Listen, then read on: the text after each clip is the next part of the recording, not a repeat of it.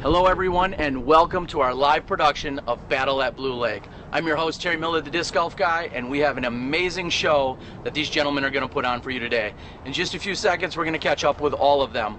We have Steve Rico of Legacy Discs. We have Paul McBeth, your two-time and current world champion. We have Paul Ulibarri, and we also have Ken, the champ Climo, and they're ready to go. All right, we're going to bring up these gentlemen. We're going to have a quick conversation with them, and then we're going to get right to the action here. You're watching live disc golf on SmashBoxxTV, presented by Legacy Discs. Woo! All right, gentlemen.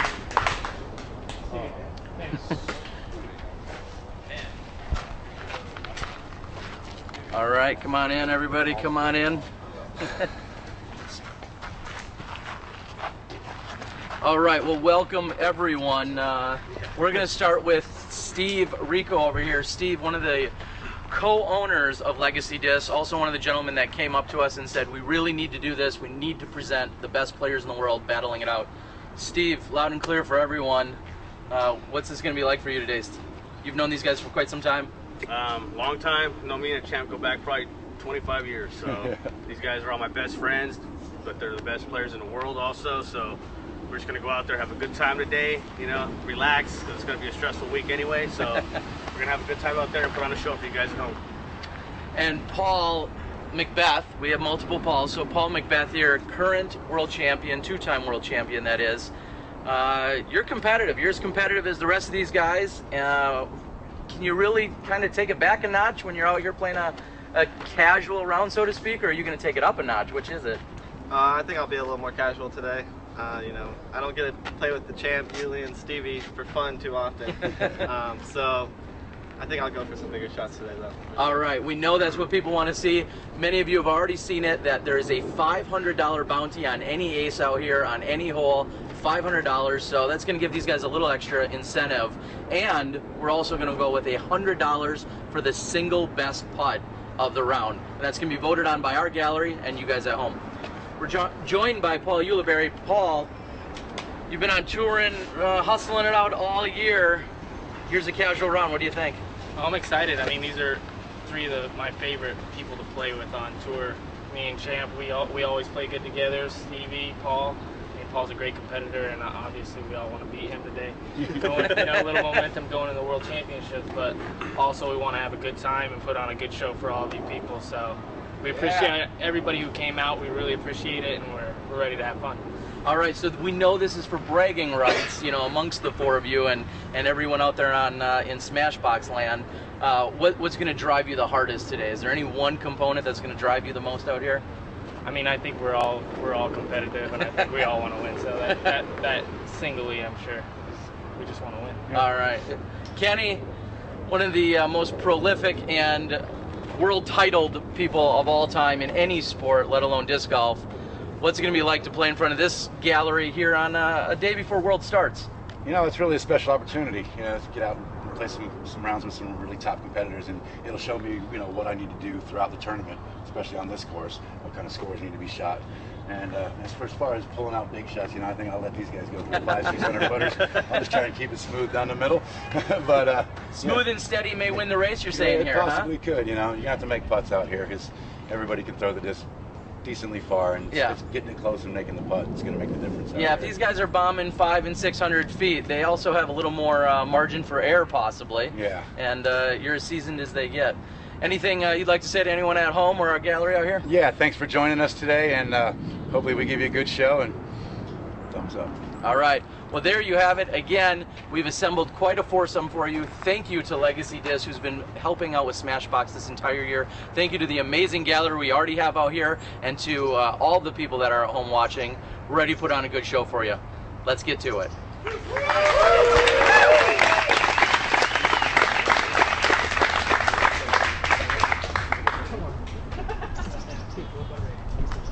And there you have it, ladies and gentlemen. We are ready to go. We unofficially just determined the order, and well, Steve Rico says it's going to go by rating.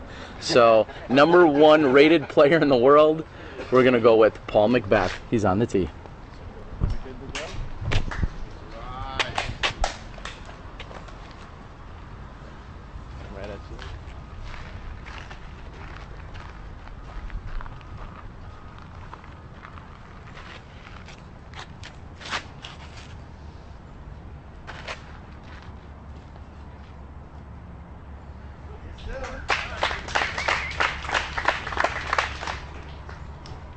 And next on the tee, Steve Rico.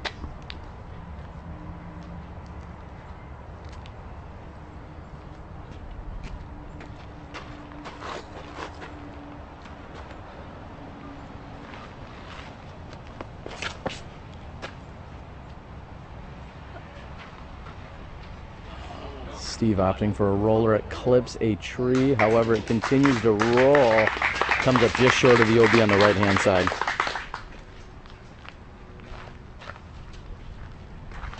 Third on the tee, Ken Climo. Get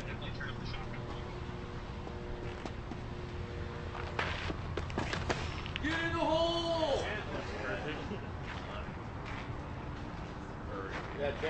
Thanks. And Kenny putting out the furthest shot thus far with his beautiful roller. Paul Ulibarri on the tee.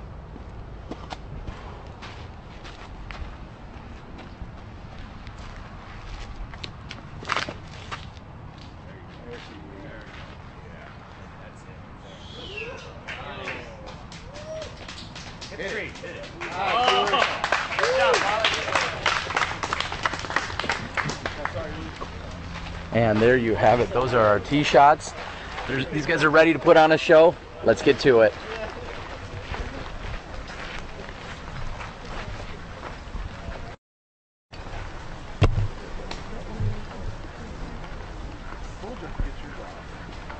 And as we walk down the fairway, one might think we are here for the finals here at the World Championships. Instead, we have assembled more than 100 people out here on Monday morning that are watching the action. I'd like to welcome again everyone to the show. I'm your host, Terry Miller, the Disc Golf Guy. We have AJ Risley, the Disc Golf Boy, who's going to be working our camera and helping out with some of our commentary. AJ knows these players very well, and I think AJ was, well, I think he was vying to get in this. I mean, he's coming off a 1085 rated round just a few weeks ago. I gotta chime in here real quick, Terry. That was a 1095. Thank you very much. Wow, oh snap. He actually came in with a 1095 rated round just a few weeks ago at the Summertime Open. So we've got no slouch, so to speak, here on the camera. We're gonna go ahead and catch up with Paul McBeth, who threw an air shot with a pink Star Destroyer. Looks like he's gonna be first to throw.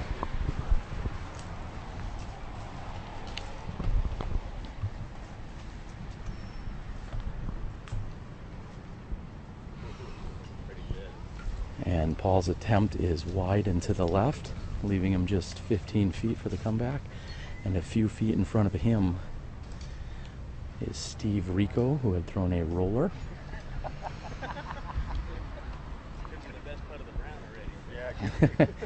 Already discussion about the best part of the round. This would certainly qualify if you can put this in.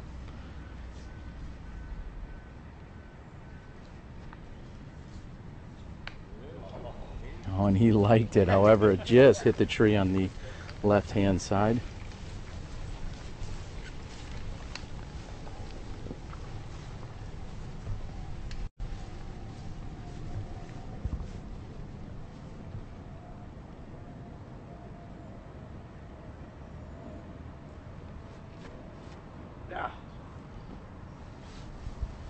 Kenny with a straddle jump putt just a bit high and left.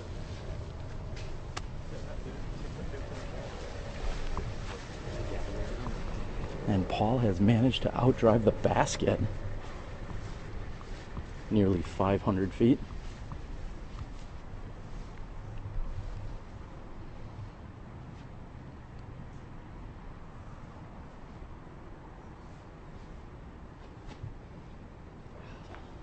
And just a bit left. I was expecting a little ooh out of the gallery, but not quite. They're just getting warmed up here as well.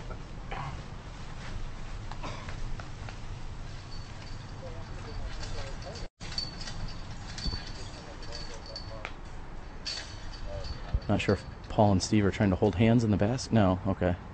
It looks like they were just adjusting the chain. This is Kenny for his par.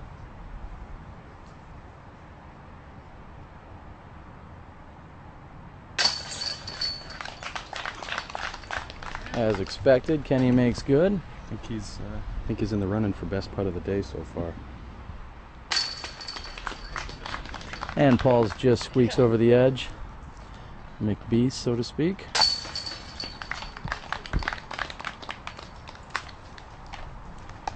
And although these guys are looking at easy threes here, this hole's certainly not easy. They just make it look that way.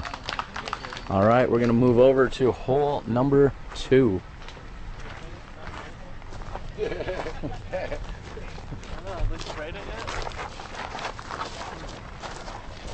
And one of the features that we're going to do here today is try and get previews from the holes from each of the players. So we're going to start with Paul here on hole number 2. Yes, sir. Paul, give us a little bit of a hole preview, what you're trying to do here.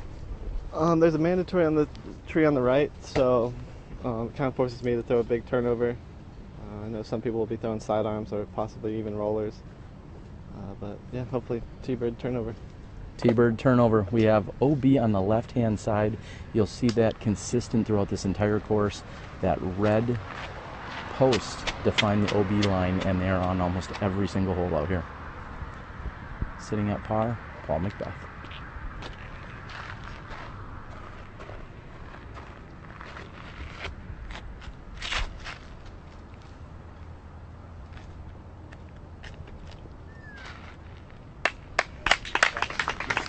That was a healthy clap for being as short as he is, but that will work.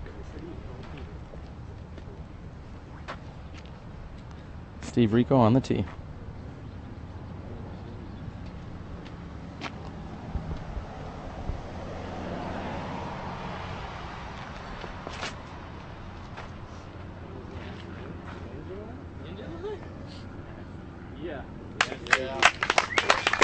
Stevie taking the ninja line, I think, as Paul has called it.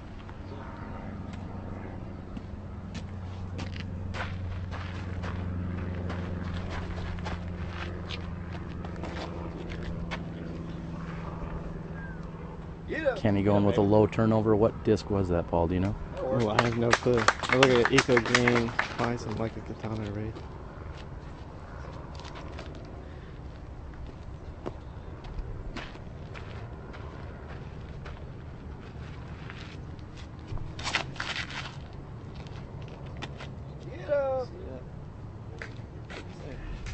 And he is safe just over the edge. Ulibarri's going to share with us what disc that was. That was F3. That was the F3.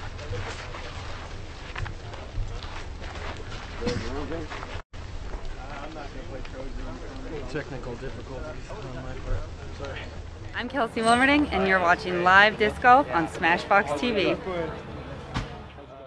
Suburb of Portland, Oregon, and there is not a cloud in the sky. In fact, I kind of wish there were a few clouds. They're talking about temperatures reaching to the mid-90s, possibly today and tomorrow. I even heard triple digits at one point. No, I'm not talking about my possible score. Oh. But it is beautiful. Hopefully these players won't get too overheated. Starting off at nice 10 o'clock start for these gentlemen. This is going to be somewhat of a lengthier round. We're probably looking at least 3 hours with this foursome. AJ, what do you think of this Blue Lake course? I like it. It sets up well for a lot of big arms, but you do have to keep it in check because of that OB. It's the best of both worlds, as Miley Cyrus would say. And you don't stop, I think is what she also says. So this is Paul for birdie 2.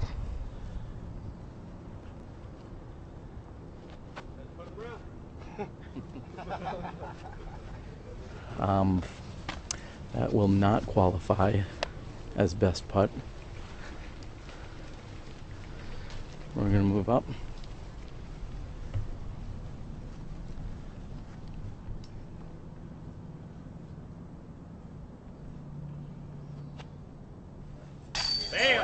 There we go.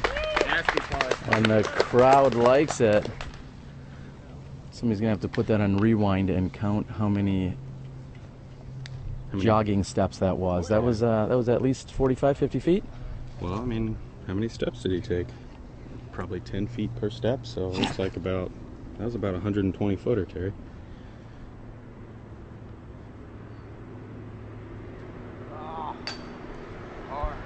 and Kenny knew it right out of his hand. He released it just a bit low.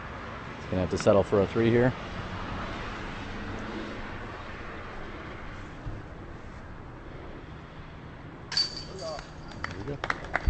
And Paul will put in for 2. Now this is Steve Rico, still looking at a birdie opportunity. I believe this was a rival thrown by Steve. Actually, Terry, that's an Icon Cannon. Icon Cannon. Icon Cannon.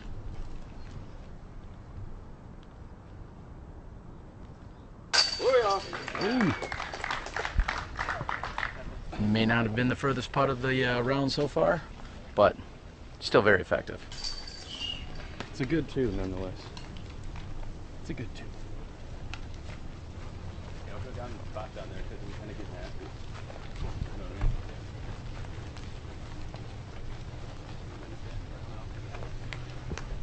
I'd like to thank again everyone that's tuning in. We see our numbers are continuing to climb. Make the guy with the worst putt of the round wear the Burger King crown. Tell me the next guy has the worst putt. Dude, it's my birthday. You have to wear that. Nice. We're here on hole number 3. We're going to get you a distance, and we're going to have Kenny explain the hole, what he's going to be doing. We're here on hole number 3. Kenny, what are you looking to do here on 3? Break it down for everyone at home. Well, there's a really sick Anheuser route that leads you into a narrow little landing area, which I'm not going to do. Some people might, but it's probably going to end up in high numbers going that way. So it has a nice, pretty wide fairway down here, and there's a little short pin for the Grandmaster, Senior Grandmasters, I believe, and it's about 370 feet from here. And I'm trying to put it right near that short pin, give me an easy little hyzer shot to the green, which is pretty tight. If you're not in a good position on this hole, you could end up with a tough upshot with a little low ceiling and some foliage in your way. All right, so now all we need to know is, what are you throwing? I'm going to throw a katana off the tee and just try and get it to hold a little bit left and go forward as you can. All right, thank you very much. There you go. That is hole number 3 breakdown here. After carding the 2 on hole number 2, Paul McBeth retains the tee.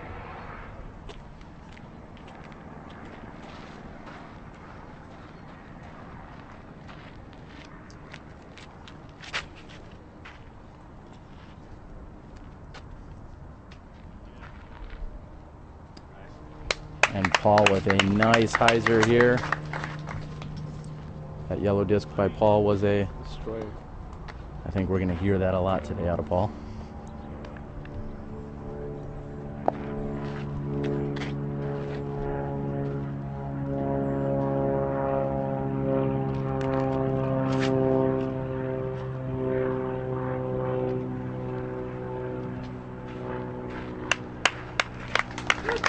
Great shot by Steve Rico. Aqua Rampage. As we heard, Aqua Rampage.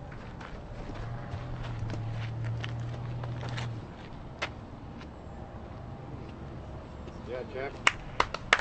And a nearly perfect shot by Kenny. You saw the other 2 players going much higher hyzer. Kenny goes lower and more direct.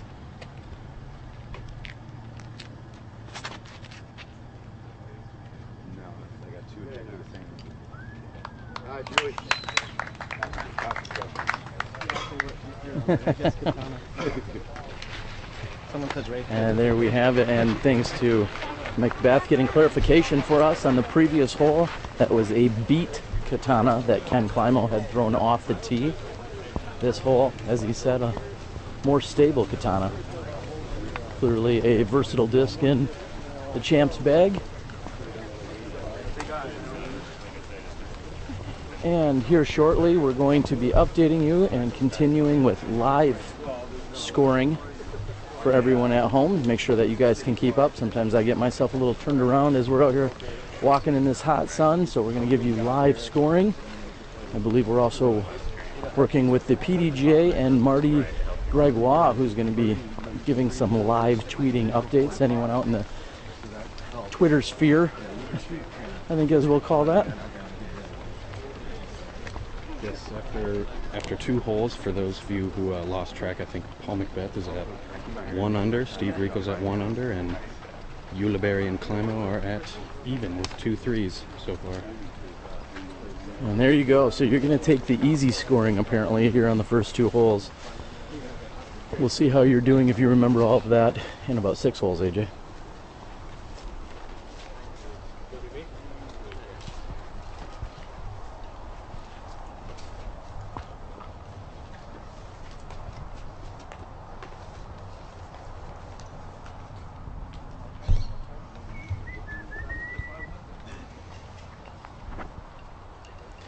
And Rico here is lining up his shot.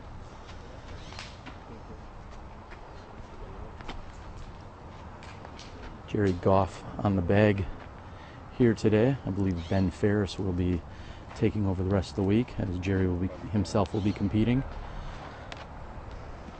Jerry, also known as Jer Dog, getting it done. Or Jer Bear.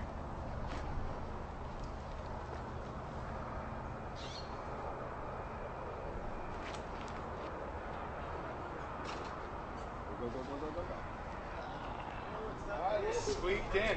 Really? Kenny thinks it may have squeaked in. It was on the left-hand side.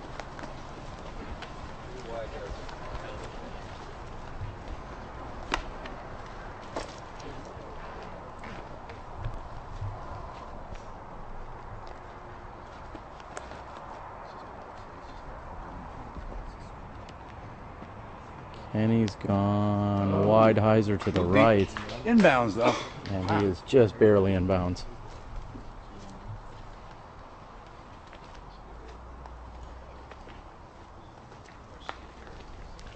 Ulibarri looking for a little bit more skip on that forehand. Not sure if they're going to be out here mowing between today and tomorrow, but he could use a little shorter grass.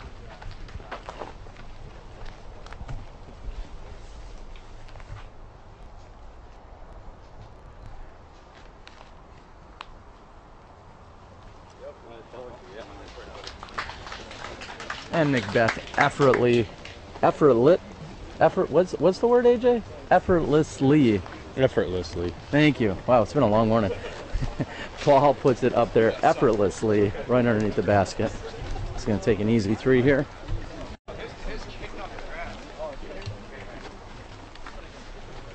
We're going to go ahead and give you a rule clarification here as to how the OB will be played this week. We'll do that in just a moment.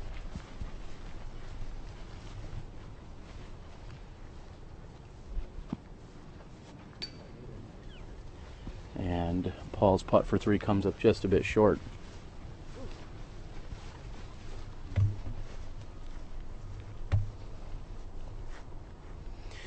And Steve is in fact inbounds. Anytime you're that close to the OB, you can take up to 1 meter directly inbounds, as he's done so. This is Rico for three.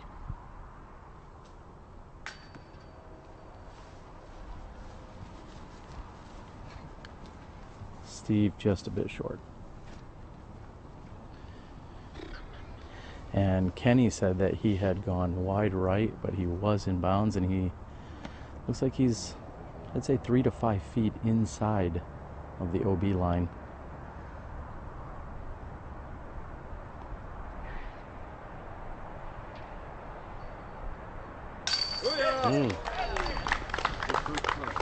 And the crowd likes it, as Kenny's going to card a three. McBeth looking to do the same. And the world champs, as we'll call them, are going to pick up a stroke on the non-world champs. I think that's what's going to happen here. Sounds about right. I don't know how much they would like being called non-world champs, but it is factual. Oh, and there we go. There's the... And here we have it. That is not quite updated yet. However, we will in just a few moments. We're also going to be bringing you the live scoring online.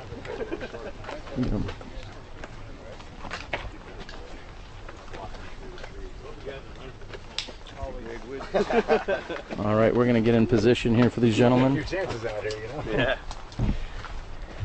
And we're going to catch up here with Mr. Rico. Steve, we're here on hole number 4. Last night when we talked about possible ace runs, you said you weren't sure maybe hole 3 was. I think you meant hole number 4. Would that be right? Yes. Yeah, this hole. Yeah, it's about 300 feet straight ahead, and I hope we're all gunning for it. So. You're hoping that if somebody guns for it, at least they go way past so they don't card the birdie. Is that what you're? No. Yeah. Yeah. No. They all go B. I'll be laying up for birdie. So. So much for the $500 he's playing for pride. All right, Steve Rico, hole number 4.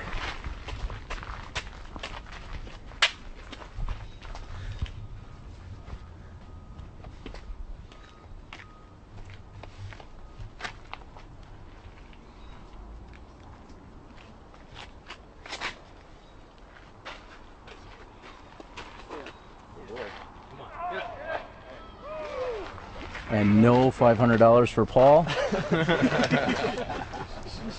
think everyone's slightly disappointed. We'll see if Kenny can make good.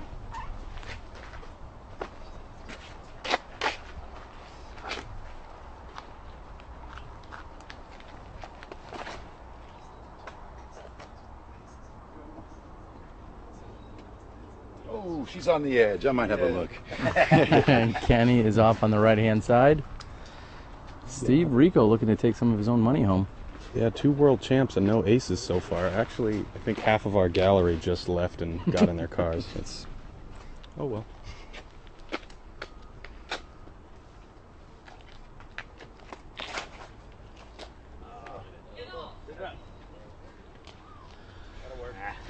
I wouldn't consider that a run when it came up that short, but Steve Rico looking at a birdie. This is Paul for 500.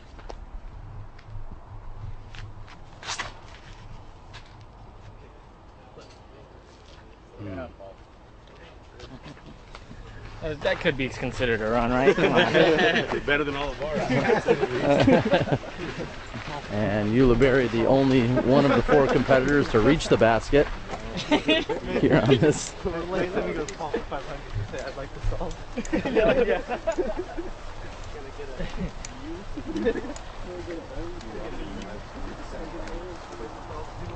Kenny, as we're going to walk over to your live, we know you're somewhat close maybe to the OB, maybe not. Why don't you break it down how the OB stakes are going to work this week, since we don't have painted lines? It's upon the group to call the disc in or out based on 2 stakes being maybe, what, 10, 15 feet apart, and then you draw a line with your eye between the stakes. And if the disc is breaking that line, you're going to be inbounds. If it's not breaking that line, you're going to be out of bounds. And it's going to be a good camaraderie, and I'm sure a lot of fair calls will be made. There's not going to be a bunch of people trying to make you out when you're not out. Sure. And stuff like that. So it's different than we're normally used to. So it's going to be a. All right, well there you go. As he said, it's a little bit different. Normally we see painted lines and or string, and it would just constitute thousands of feet of line or string. And instead they're just going to be eyeing it up throughout the week. Be a best putt candidate. Definitely a best putt candidate, Ken says.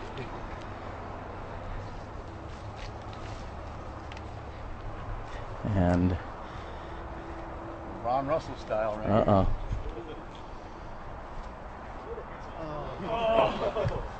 And Kenny thinking about that best putt accolade, and definitely gave it a good run.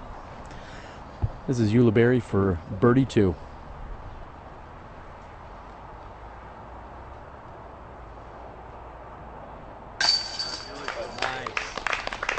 He's just going to have to settle for the birdie here. Rico for birdie 2.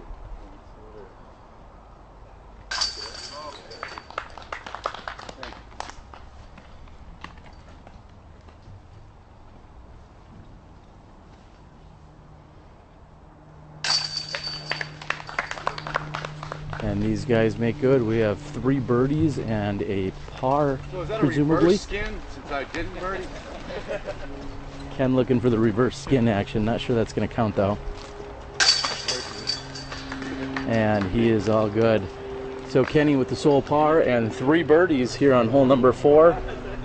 These guys are having a good time. We're just getting warmed up. You're watching live disc golf on SmashBoxxTV with Terry Miller, disc golf guy, AJ Risley, and Johnny V.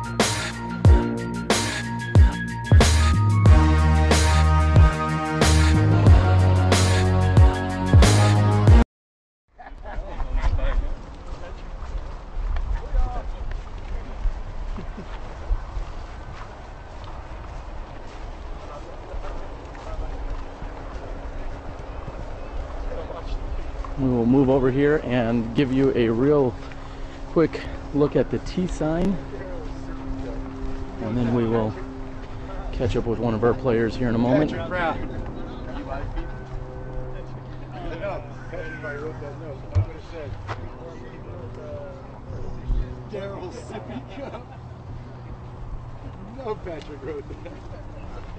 We're going to have Paul McBeth come on over, and he's going to go ahead.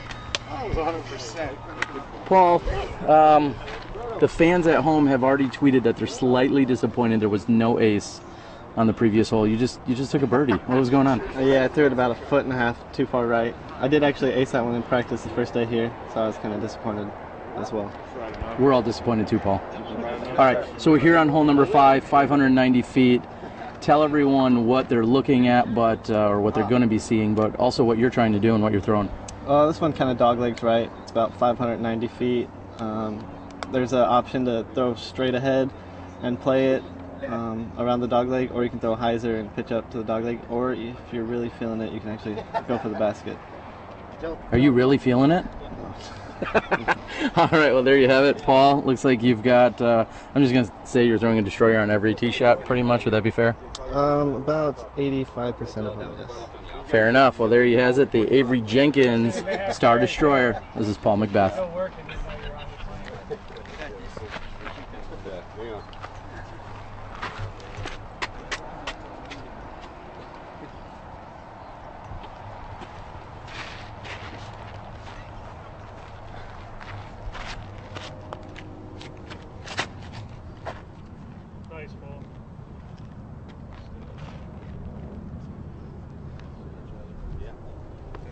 A very nice looking shot by Paul McBeth. Next on the tee, Steve Rico.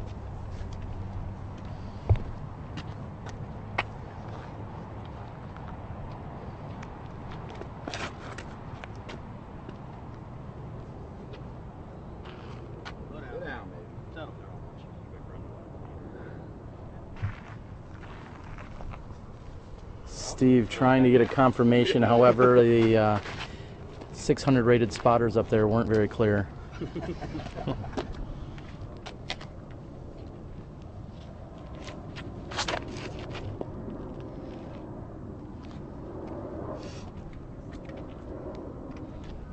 And Paul also goes with a hyzer shot.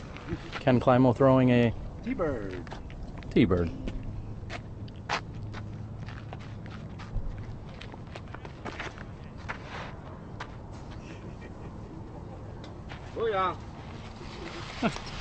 Like that. Absolutely perfect low lying throw. Beautiful shot there by Ken Climo and his T-bird.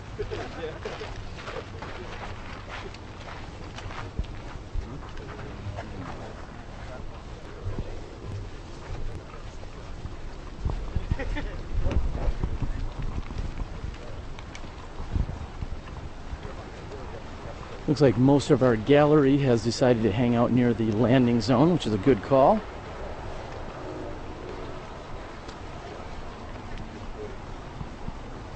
And for everyone at home that has ever read a tweet from the PDGA in the last few years, it likely came from that guy, Marty Gregoire, who's working our live scoring. Also like to wish him a belated happy birthday. Got to enjoy some time out in Portland last night. As many of you know, the World Championships will be broadcast and available the rest of the week as well. Check out the PDGA.com for that.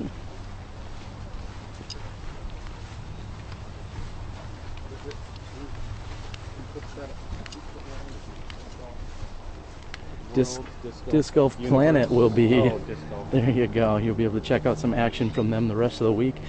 We are so honored to be here and presenting you the battle at Blue Lake today, this exhibition match. If well received, I think you're going to see more of these in the future. Paul Ulibarri going with a forehand shot. And on the bag today for Paul Ulibarri, and in fact this entire week, is chain chaser Alan Stewart from Wisconsin.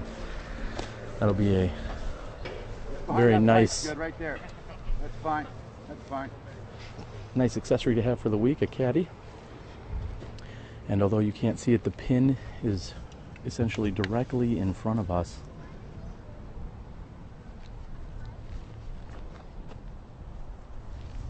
Kenny going with a hyzer shot around the tree. Ooh. I thought it was going to be short, but the crowd likes it, so it must be spot on. Yeah, the crowd likes a lot of stuff around here.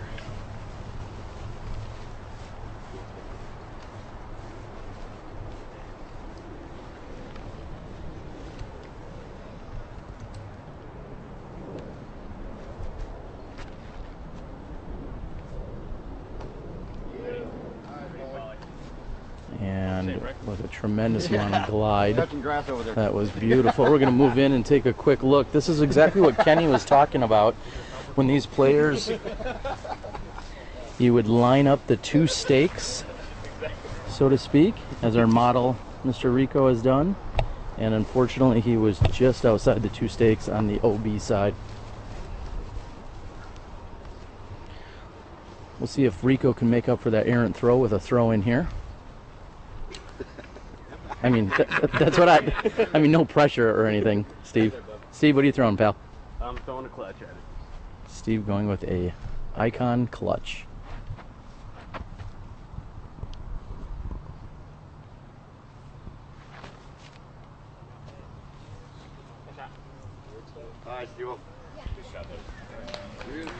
And it was not a put in, but still solid shot by Steve Rico. Too far. Did not realize that Steve had a towel girl for the week.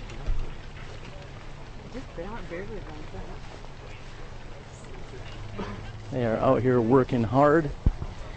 We have Kelsey Wilmerding, Birdie Girl, Legacy sponsored professional. She's gonna join us here for a second.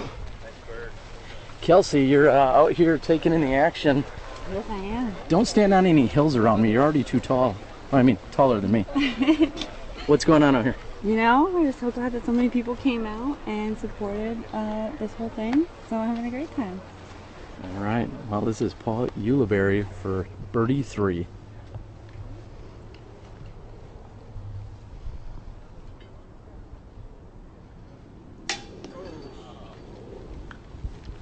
And just off the top, Kenny's left himself with less than 15 feet for his Birdie 3.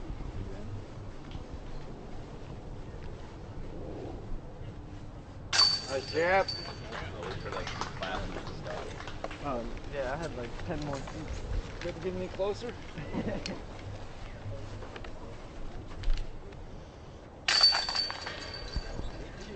Paul threw his approach with his multi-stamp Nova, which you see him throwing on a lot of finesse shots under 200 feet. Maybe under 300 feet. I forgot just how good he is.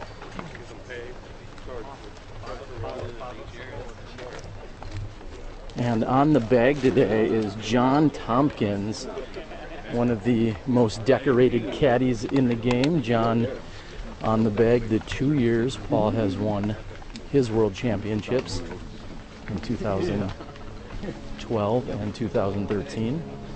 Also his birthday today.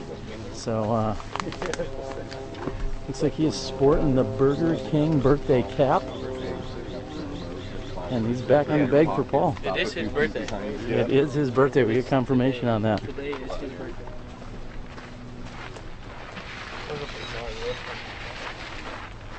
Hole 6 coming in at 280 feet.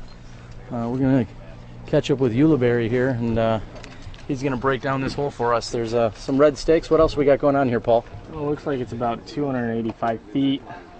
It looks like about 250 feet is all you have to get to clear the OB. 2 guardian trees if you want to go straight, but I think a lot of us are probably going to go hyzer. I'm going to go straight today and try and ace it. I like to hear that. So does the gallery at home. What are you going to be throwing? I'm throwing an M2.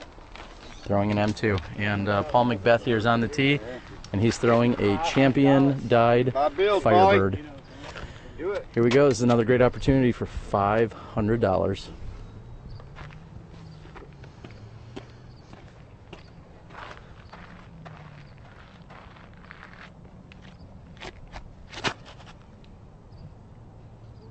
Skip in.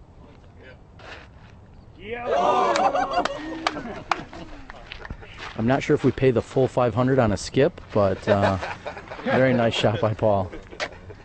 And the champ for the 5 bills, huh? You know, 250 for the skipper. Yeah, 250.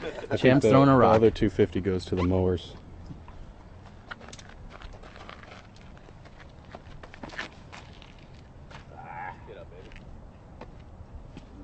Just a bit on the left-hand side, looking for a little more turn there. Steve Rico.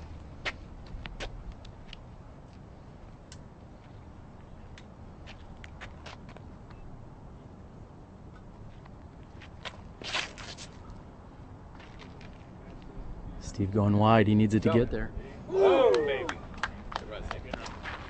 Also just a bit short, good looking shot. Paul Ulibarri going for the 1.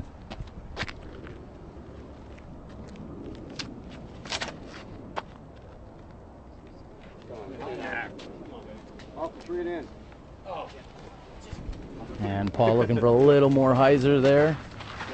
He had the height, as Kenny said, but not enough hyzer.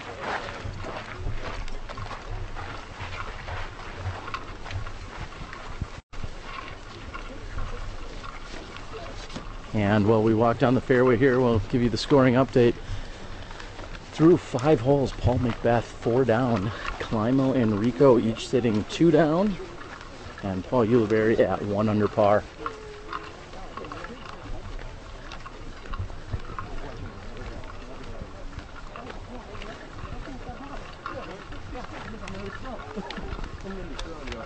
As you can see, the gallery continues to take in some of this sweet action. We are so glad that you are at home, logged into any mobile device, taking in the action here on SmashBoxxTV. Of course, a huge thanks to our supporting sponsors in Legacy Discs, along with Keen Footwear, Miles Parkhill of Paragon Disc Golf, and our best putt of the day sponsor, Don Loper and Loper Financial Services. Thank everyone for the incredible support here. I'm not sure we have any best putt of the day candidates here on this short 280 footer, but I know all 4 of these players are looking to capitalize on the short hole with a birdie.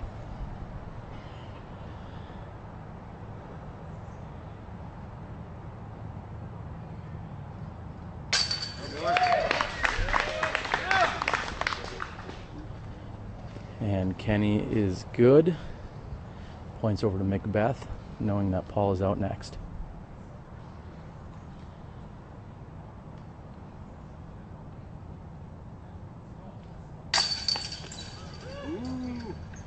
And McBeth has a rare miss. I don't think that's why this Paul is smiling, but he does have a rare miss over there.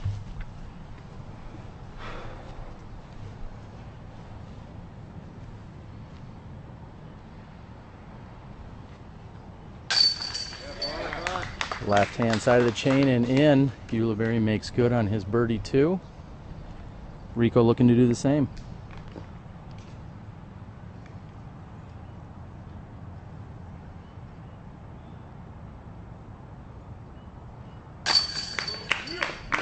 And one of the best putters in the game of all time, Steve Rico, makes good on his birdie opportunity. And McBeth is going to have to settle for the par.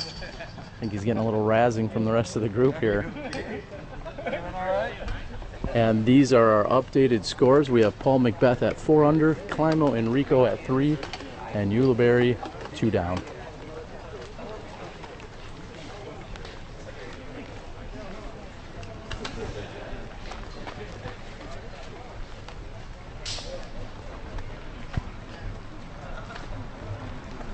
We're going to move over here to hole number 7, which is no walk in the park. Well, actually, it kind of is a walk in the park, a very long one at that, AJ. I think it still counts as a walk in the park. I'm not really trying to run down this fairway by any means.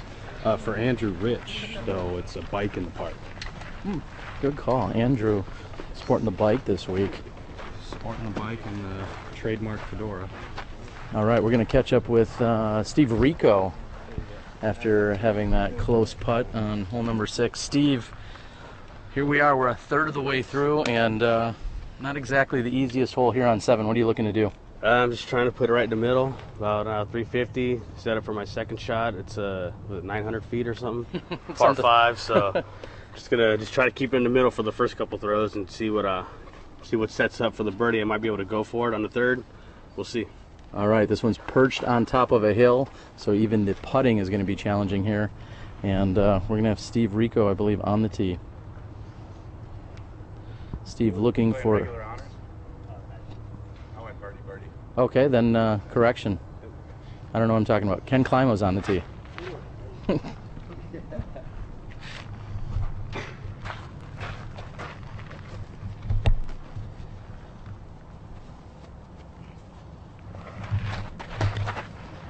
Get out of there.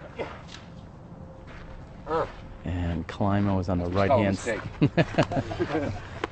And he makes a rare mistake, throwing straight into that set of trees on the right.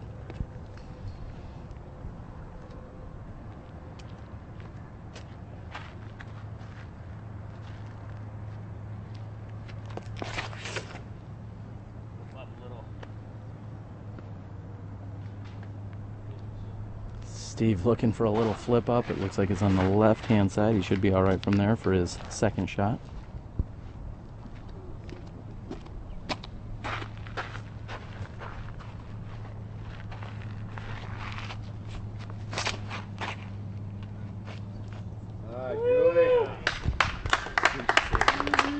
And ripping a drive. That was a perfect shot by Paul Ulibarri.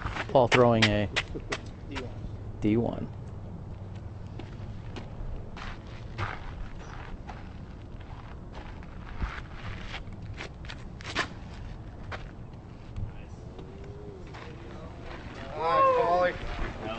And throwing an even more perfect shot, so to speak, was Paul McBeth, just absolutely ripping this. As you see, this is a low ceiling fairway, so these players really need to navigate straight up the fairway. There's not a lot of room on the left or right hand side here.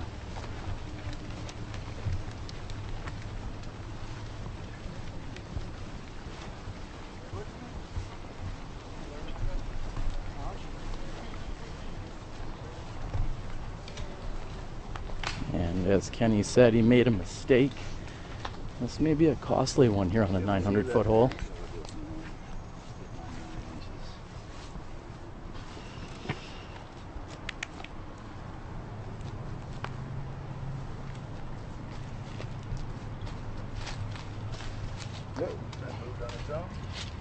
Kenny sporting the Kozo Keens.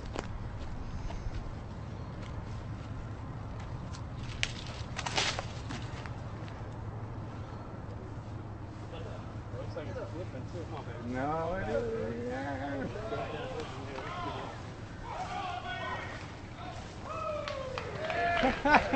And the gallery loves it. Ken, nearly a perfect standstill back to the hole. I think they even, was that considered a patent pending roller, I guess? Yeah, you don't see those too often, and that was executed beautifully. The crowd liked it. You still looking to get up and down? Maybe a 4, maybe a 5? I doubt it from over there. It's not too much from over there. I threw a really nice roller yesterday in practice and had a gap to go down by the hole, but it still wasn't enough to get there. But we'll see what kind of gap I got, and if I do have a good enough one, I might have to go for it, because I can't, you know, I can't sit here and take pars all day. These guys are going to run over me.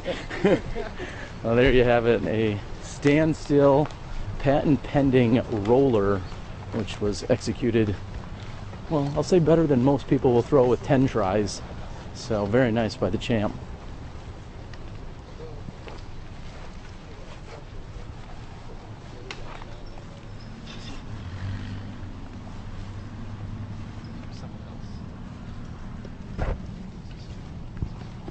Seems to be some confusion as to what's going on. Maybe not. Looks like Steve Rico, maybe I'm just the only one confused here. Steve Rico is going to be throwing next. Paul, what's Steve looking to do here on this second shot? This is a challenging hole. I'm guessing he's going to be playing a straight shot from there with probably a fairway driver, and he's going to want to land. It's going to be a tricky shot, so he's probably just get as much distance as possible, not do too much. It's a dangerous hole. What'd you think of Kenny's standstill back to the whole roller on the previous shot? That's just what the champ does.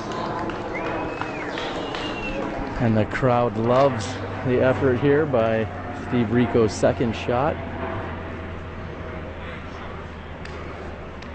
Ulibarri has put himself in a very nice position here.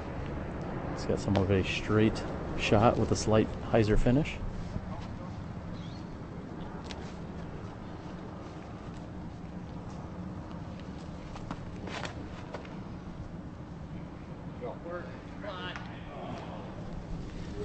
And a little bit wide on the right-hand side. And I see McBeth has out-crushed Ulibarri by at least 4 to 5 feet.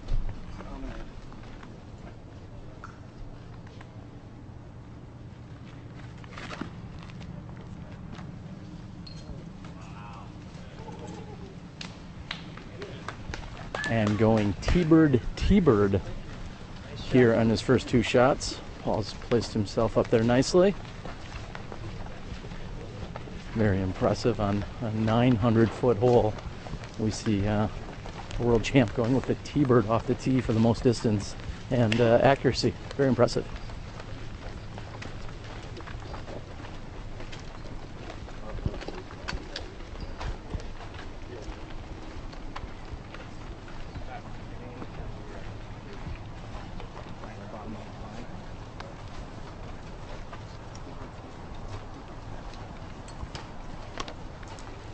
And Kenny has come up just short. The long grass that is just behind him is actually out of bounds, as you find OB on almost every hole out here at Blue Lake.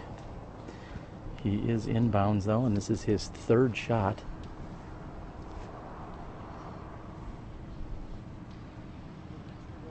Get it! Get it!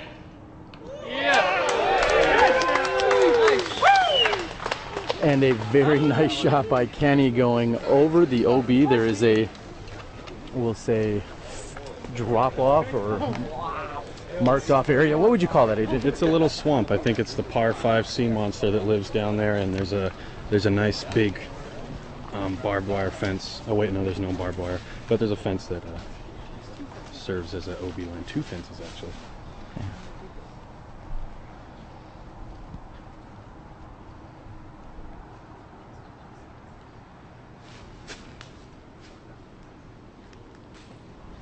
And the swamp monster had his guard up as Paul does not clear over the first of 2 fences.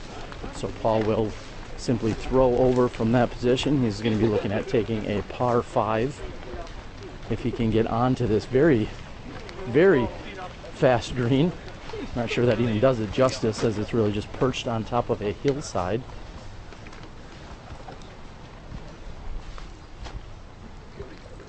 Next to throw.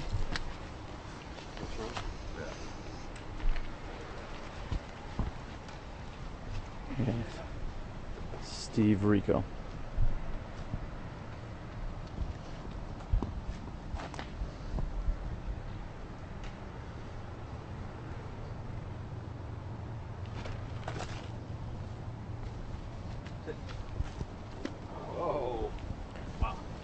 And Steve gets a bounce off the side of the hill.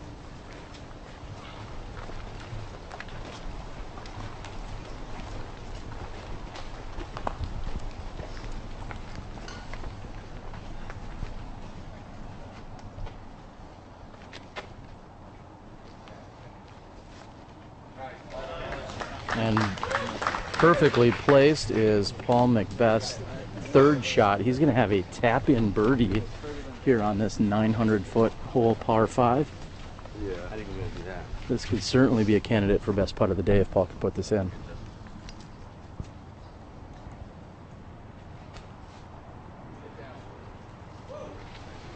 And he was thinking about it. He wanted it just a bit high. He's going to have an upward putt coming back at it.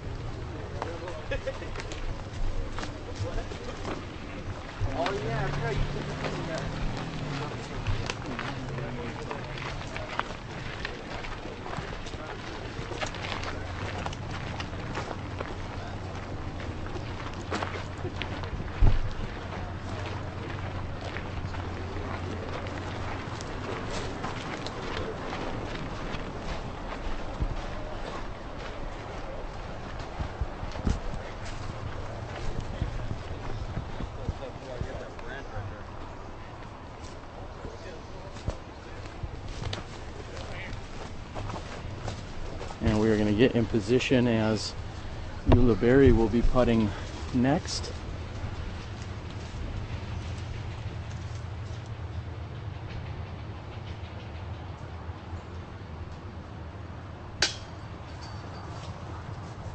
And just off the top of the basket, and as you can see by the expression on Paul's face, it actually gotten up and rolled at least 25 to 30 feet away. He's going to be left with a much more challenging putt now.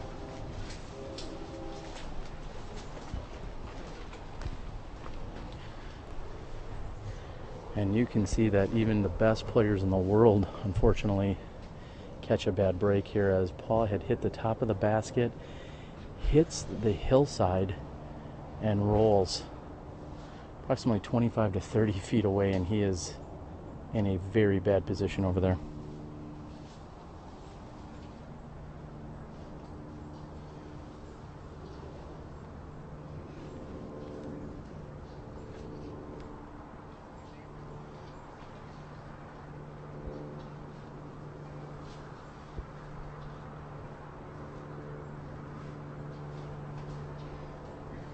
And we are waiting as Paul is trying to get into position to see if he's got a line at this basket. Unfortunately, he's going to be giving away at least 1 or 2 strokes. And it came firing straight across and finishes on the left-hand side. It just caught the side of the basket. However, Paul has some work to do here.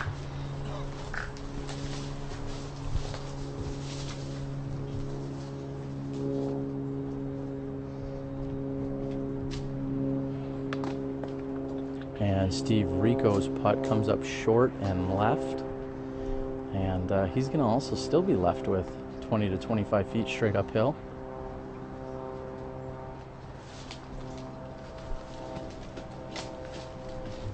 And Ulibarri will mark his lie. He's going to be probably left with a straddle.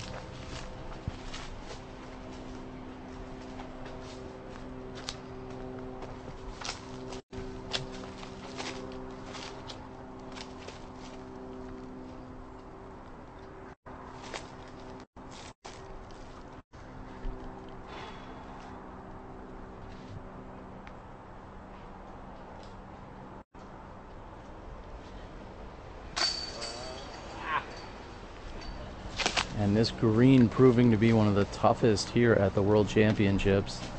Paul's putt hits off the right-hand side and sits next to the pin.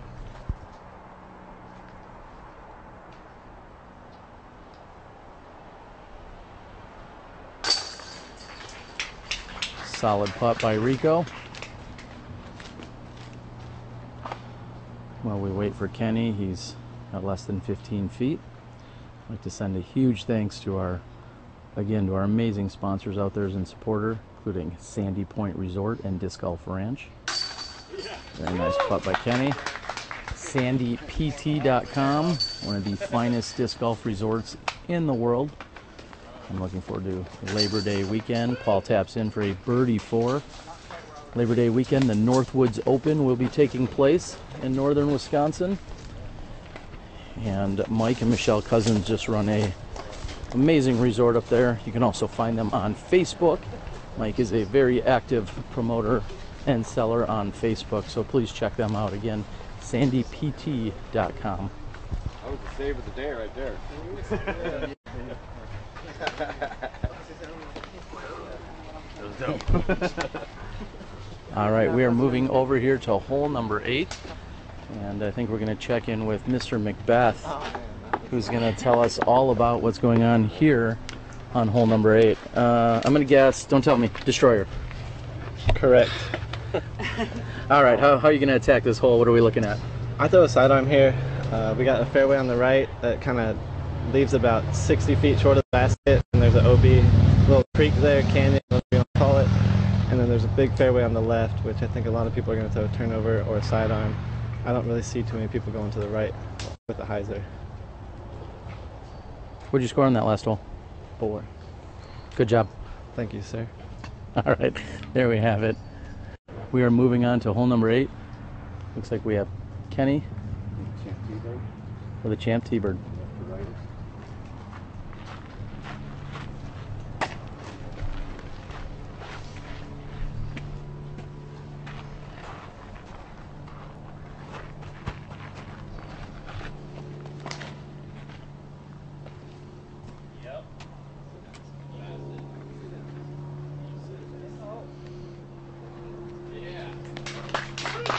And Kenny lands in the short grass. Very nice shot. He's going to have a birdie putt from there. McBeth with a sidearm destroyer.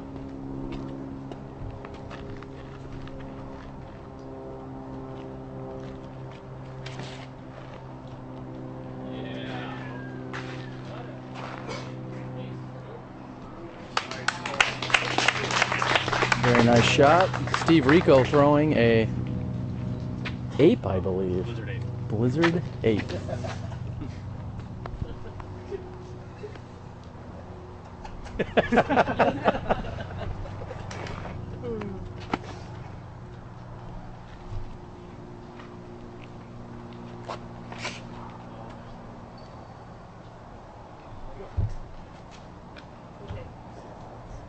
And that may have come up on the short side of the ravine down there.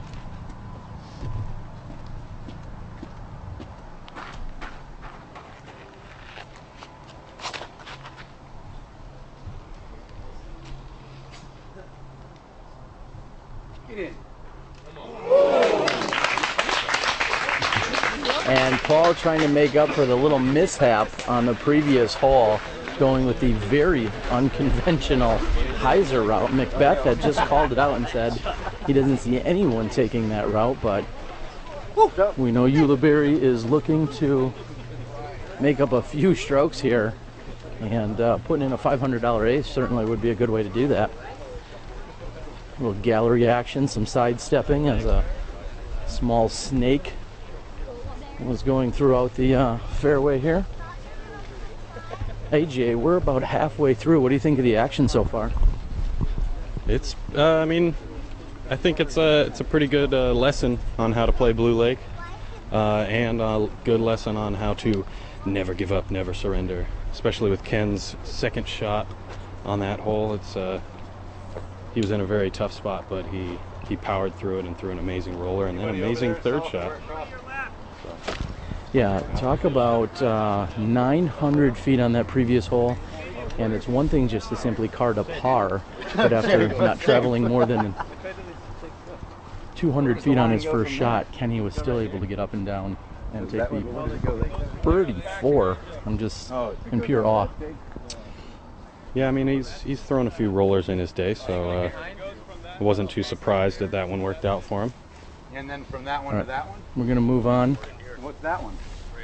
That is someone who has taken. Okay.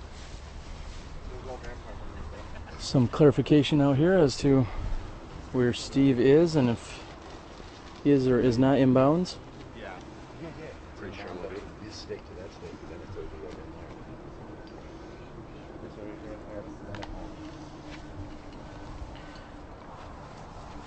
And as you can see, Steve is going to have a very obstructed view here regardless of which direction he goes. I don't know if he's going to go with a Blizzard Ape again here for his approach or not.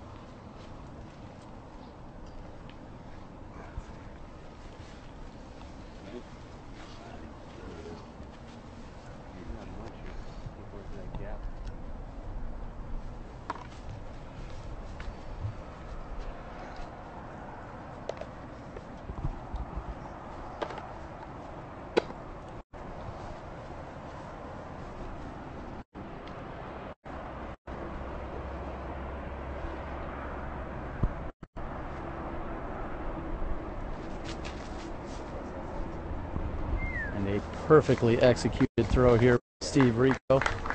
And as we make our way over to the other side, I'm going to ask a favor of everyone out there. We have close to 1,000 people that are logged in and watching all of this sweet action. We're going to ask everyone to go out there and share, like, tweet, retweet, do all of those things.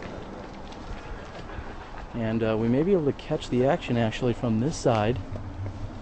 As you can see where Kenny is going, that is the slight ditch, so to speak, that the players must navigate over. And Kenny had thrown a beautiful turnover T-bird shot.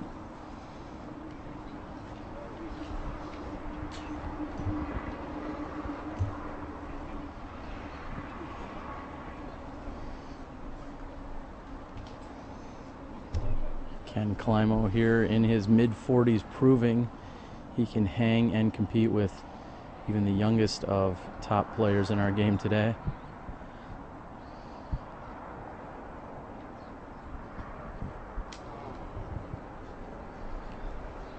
I believe McBeth is literally half the age of Kenny, so watching these two icons battle it out is very exciting.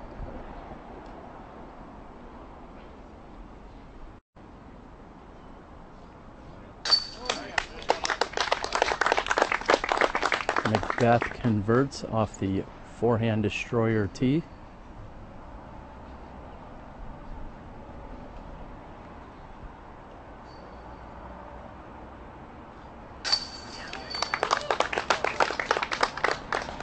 And Paul makes good on the unconventional hyzer route. Looks like we're going to have tap-in pars by Kenny and Steve. We are going to move over to the next hole that Steve Rico taps out. Again, we are glad you are tuned in and watching us here with live disc golf on SmashBoxxTV. I'm your host, Terry Miller, the Disc Golf Guy, and as we said, we would like to double our viewership, so please go out there and share the link. Tell all of your disc golf friends and maybe even some of your non-disc golf friends that they should tune in and watch as some of our best players in the world are battling it out here. Tell your neighbors, tell your dog walker, tell your babysitter, tell your grandma, tell the man behind the counter at McDonald's. Yeah, really, we just need to get everybody to know what's going on out here. Even the people that you're watching with. Yeah. Even those people that you're watching with, tell them that the coverage is live right now. I know they might be sitting next to you and watching, but you should still tell them. We are also My name is Connor Wright. My PJ number is 57322, and I've been playing for 2.5 years.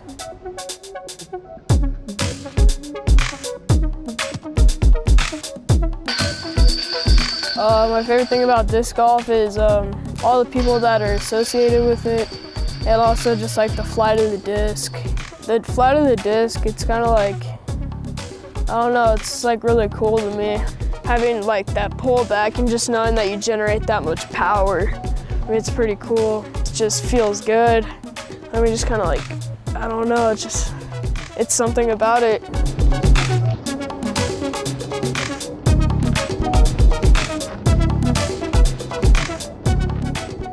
Well, my favorite disc is a Pinnacle Rival. I've had it for like probably 6 months now, and it's like... I don't quite have the arm to go for the green, and it's a little tight as it is anyway, so I'm just going to try and lay one out into that big open field and maybe crash one in from 100 feet or so. But some of these guys might want to go for the green as far as they can throw. I think what I would call it is just really strategy, and you're setting yourself up for the best putt of the day, maybe? Hey, could be. I mean, it might not be a putt, it might be a backhand throw. We'll still pay on that. All right. Good luck. Thanks. All right, and after these tee shots, we will stand down for just a moment. Paul McBeth with a destroyer on the tee.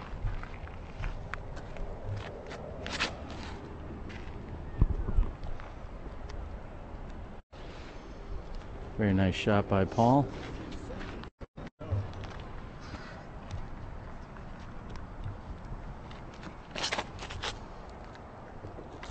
And it looks like Ulibarri is just throwing out into the open.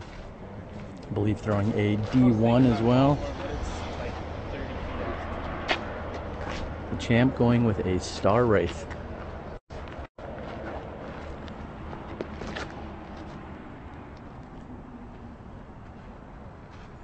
Solid looking shot by Kenny.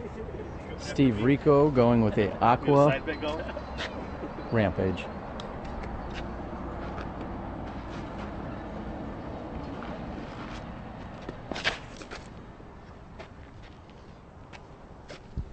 McBeth sitting 6 under, Climo at 4, Rico at 2, and Ulibarri at even par. This is hole number 9. We're going to stand down for just a few minutes. We'll be back with you shortly. My name is Connor Wright. My PJ number is 57322, and I've been playing for 2.5 years.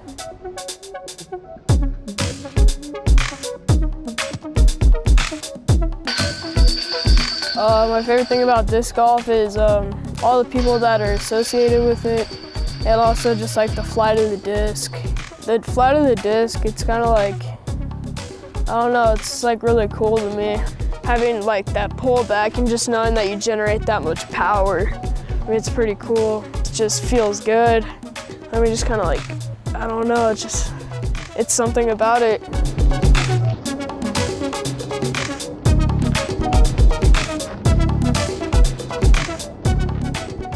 Well, my favorite disc is a Pinnacle Rival. I've had it for like probably 6 months now, and it's like the perfect beat-in. It's like my most reliable disc. I use it probably 40% off all the T-pads. I mean, this thing is like my go-to. Like, I don't know what I would do if I lost it. It's one thing I finally figured out with my putting. Finding a routine is like one of the biggest things for me.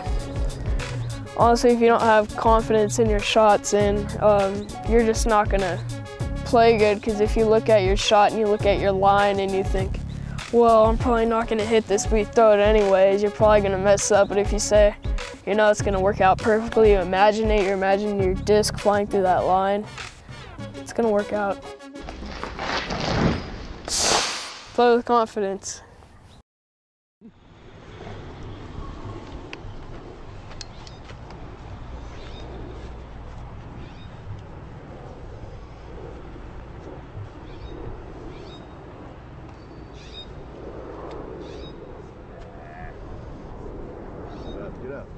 And Kenny looking for a little extra float, and to dial it in, he was going with a Sonic.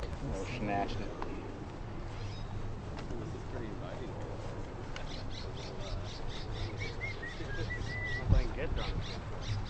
I'm not sure what Steve Rico's thinking here. Steve, what are you going to do, buddy? I don't know yet.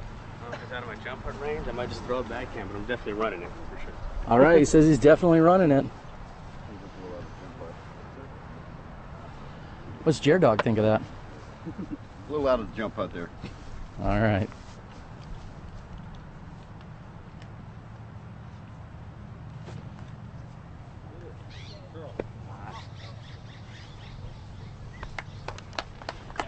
Good run there by Rico.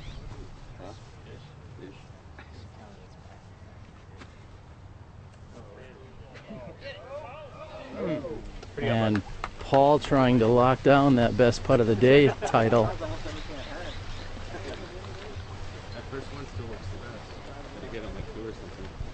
And yeah, we need everyone's input there at home. Sounds as if Paul's putt on hole 2, right now it's still the standout putt that we've seen here.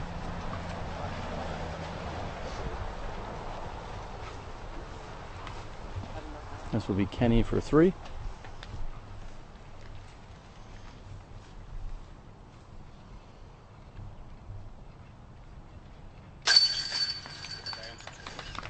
As expected, no problems for Kenny. Paul's left with less than 15 feet.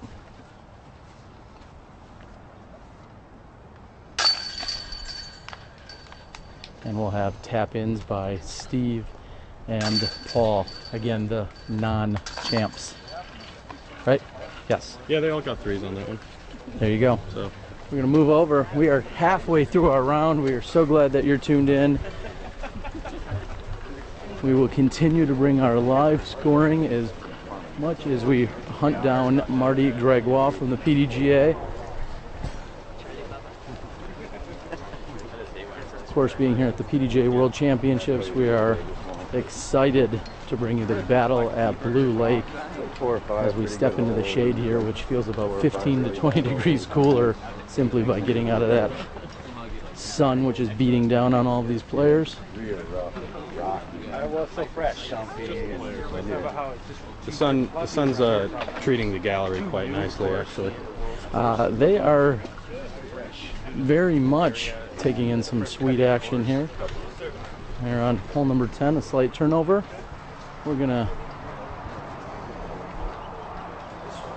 We stand in this position, we can actually get a view of the teeing area. Correction. We're going to move into position just behind. I'm just kidding. We're going to stand here, our camera guy says. All right. I'm going to guess from a distance Paul's throwing a Star Destroyer forehand. Here we go.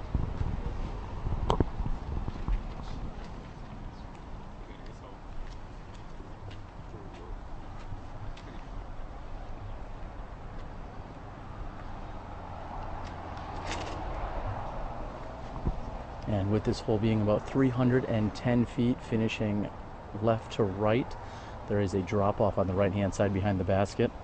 Forehand is a safe choice. This is Paul Ulibarri.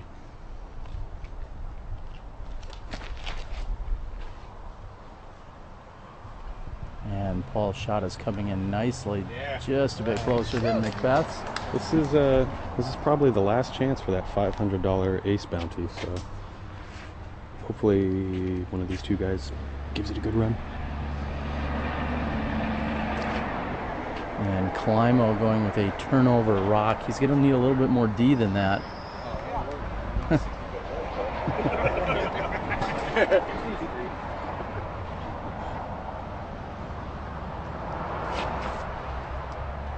And Rico knows this is for 500 and has thrown a very nice shot.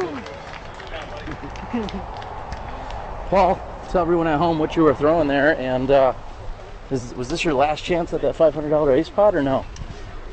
I think it actually is our last chance. Was. Yeah. Yeah, exactly. No, I threw a D1 there. I think the play here is just to land 30 to 25 short. Right behind the basket is a mucky kind of creek, so you could lose your disc pretty easily. I think you saw everybody kind of land short. Yeah. All right, we should have some interesting putts up here. Kenny's got a chance at the $100 right here. This definitely would be a solid putt again. Drop off OB directly behind the basket.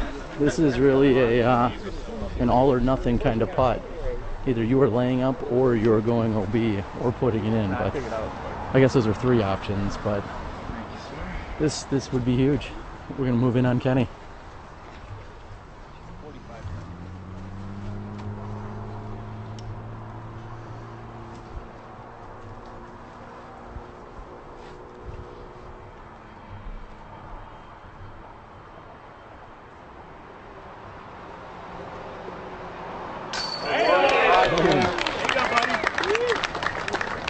And a solid putt by Ken Climo. Very nice looking up and in. Make good on that birdie too. McBeth is just deep of the basket on the left hand side. He's got a good angle for this. Nice concentration there. And as Kenny says, nice concentration right as Paul was about to putt. Some hot rodder, we'll call him, came rolling by on the highway here.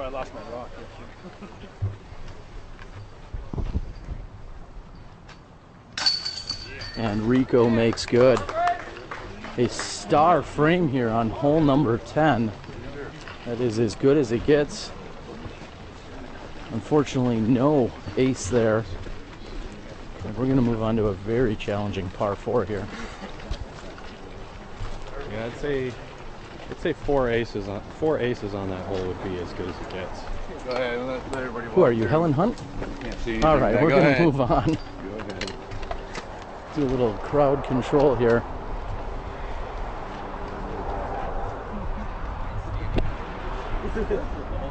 And we're over here on hole number 11 at 730 or 740 feet or so. We're going to catch up with Steve Rico. Steve, that may have been the last opportunity for the $500 bounty. Yeah, I think you're right. So unless McBeth decides to ace like a 600-foot hole or something, which is possible. It absolutely is. Is there any other crazy bounties we should come up with instead? Yeah, if you guys could think of some back home, we'll take it into consideration. How about 500 to anyone that birdies out from here on out? I'm all for it. So. All right, well there you have it. No, $500 bounty on any player here that birdies out the rest of the course. Let's get to it.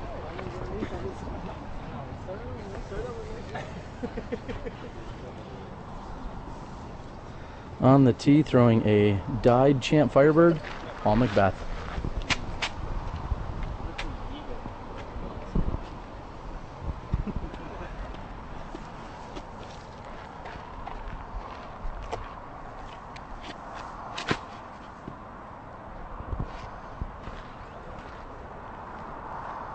And that looks to be the play here. A layup out into the opening so that they can attack the green from there.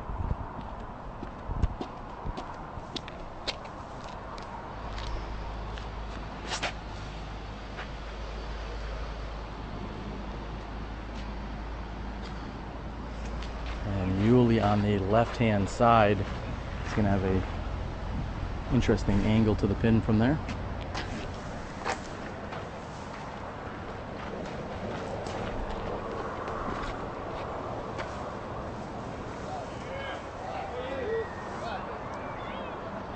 And Kenny throwing a very nice shot next to tee. Steve Rico throwing a champion Firebird.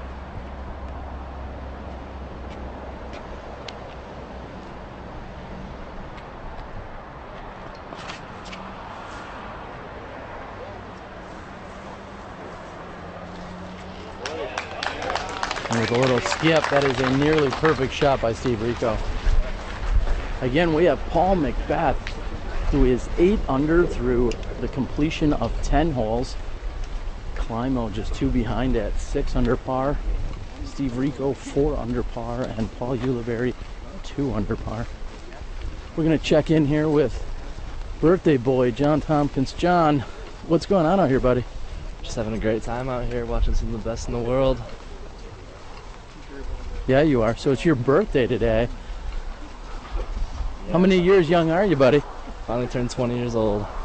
Finally Oh, turned. we get a little happy birthday going for Yeah, him. a little happy birthday. Happy birthday. All right, happy birthday, everybody. Ready? Happy birthday to you. Happy birthday to you. Happy birthday, dear Tompkins. Happy birthday to you. And John Tompkins getting an official birthday serenade, thanks to the champ Ken Climo leading the way there.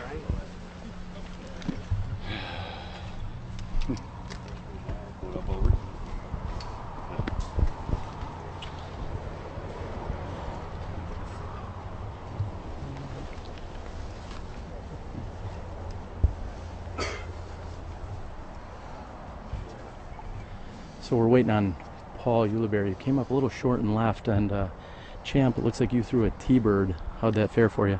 You know, I hung on to the right side a little bit. I want to get a little more left to open up the hyzer angle right now. I'm kind of blocked on the hyzer angle. I might have to go down the middle. It gives me choices here, but when you're a little bit more to the left on this hole, you can go a huge hyzer with no issues. And we just saw a huge hyzer by Ulibarri. Looks like he was short and left. However, he made good on that hyzer route that Kenny was just talking about. McBeth's going to be lining up a similar shot. He's going with a Star Destroyer.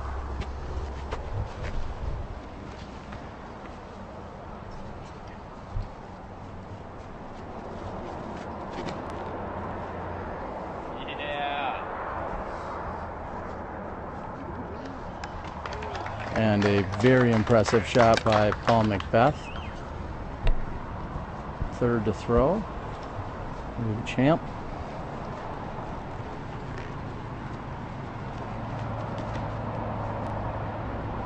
And he's looking for a little hyzer there.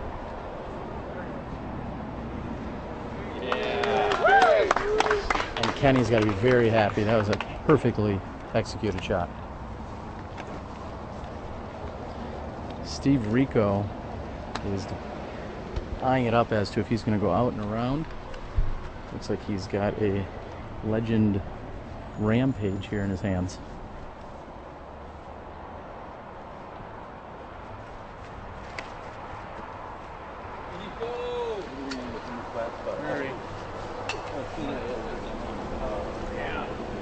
And he may just be a bit short and on the right hand side. Looked like he had more than enough. However, he was hung it out just a bit wide to the right. Again, you're watching live disc golf action here on SmashBoxxTV. Please go out and share this link with your friends. Hit the little Facebook or Twitter icon there on the bottom of your screen. Make sure that everybody knows that we're watching the best of the best. And speaking of caddies and cameramen, we just caught up with birthday boy John Tompkins, but here we are with one, John McBeth. Taking in some of the action, buddy. What are you watching as your brother's in the lead? I'm just watching everybody play a great round here. It's pretty cool to see all the top guys on one card just having a good time and trying to outdo each other. Now you're used to seeing your brother in the lead at a lot of tournaments. Does he normally hold on, or does he ever relinquish that? Usually he'll hold on, and you know, he finds a way to get through even when he's down, and I don't know how he does it. He does it very well, that's for sure. Paul after throwing his D2. Yep.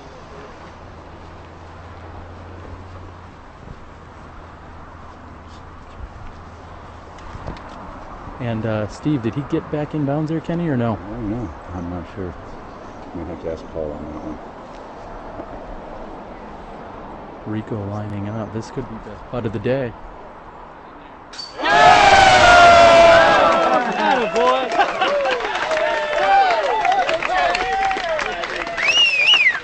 All right, $100 holler, as Kenny says. I hate to break it to you, but you're about 3 feet shorter where he just made it from. Now what? This is for birdie. Oh, okay. Well, this is for birdie. So here we go.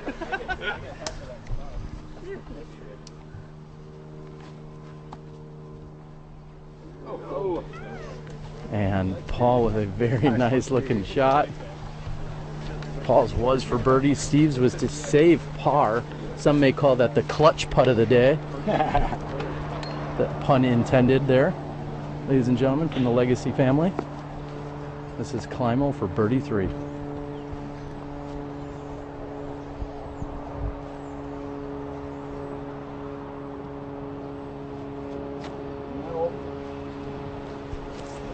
And Climo's hyzer straddle is high and left. We did get, in fact, confirmation Steve Rico's second shot had gone out of bounds, which is why he was throwing from where he did.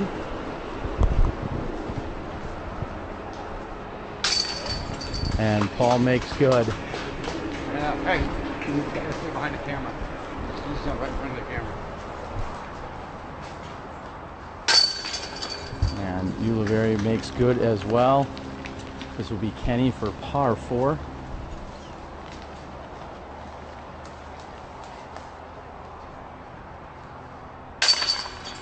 And good on the left-hand side. So there you have it.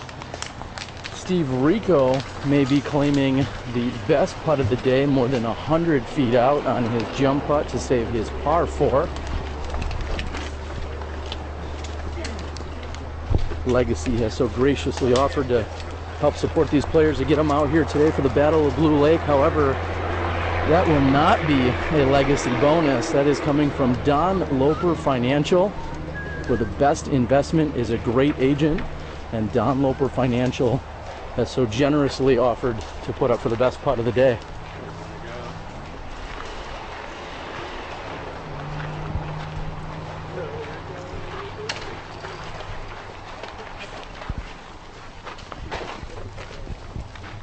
And we're moving over here to hole 12. Steve Rico, we're going to catch up with him.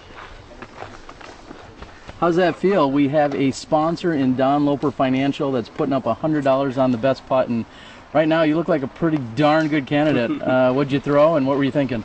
Threw it out of bounds on my upshot, but the guys were like, "Oh, you got a chance here to get the 100," and just went all out, and fortunate that it went in. So. Would you say it was a clutch putt of the day? I would say it was clutch. There you go. All right, that's Steve Rico. Steve, break down hole 12 since you're already with us. What are these players looking at, and what are you trying to do? Tight gap right off the tee pad. The hole's about a little over 400. So the main thing is just getting through this first window. 3's good. I'm sure everybody wants to get a 2 here, but just hitting that first gap is key.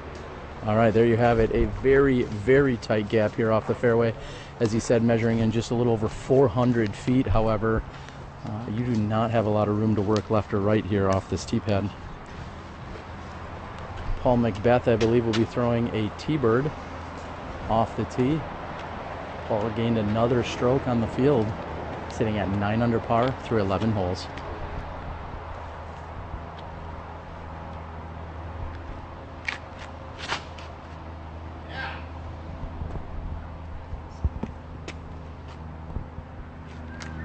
And a nearly perfect shot by Paul McBeth.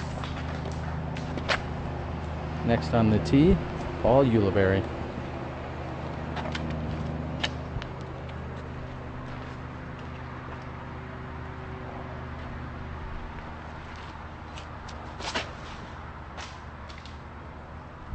Paul catches a little action on the upper left-hand side, however, he makes it out of the initial gap.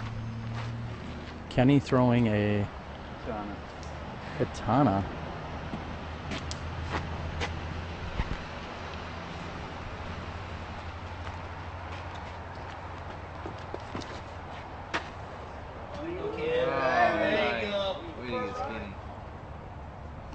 A very nice shot there by Kenny Climo. Steve Rico, fourth to tee.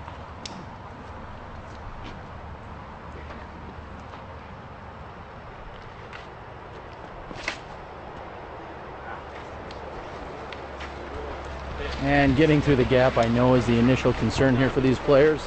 All four easily doing so. Yeah, I didn't know he was going to do this on his ball either. Yeah. He was saying he was going to put the tee bed down in here. Down in here somewhere. This is like the OB line, right? Yeah. Oh, yeah. Yeah. Pretty good. Tell me.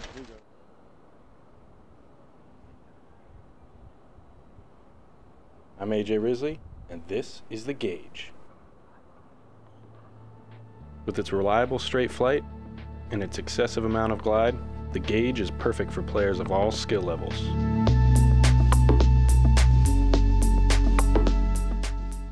On that hole, letting players know that if you do not get out of the gap cleanly on that first tee shot, you actually are considered OB and you move to the short tee with penalty. So it's great to know. I did not know that myself, and I will be competing this week along with AJ Risley, the disc golf boy. Fortunately, AJ, we're not going to be competing at this level unless you plan to bust out some 1,095 rated rounds this week.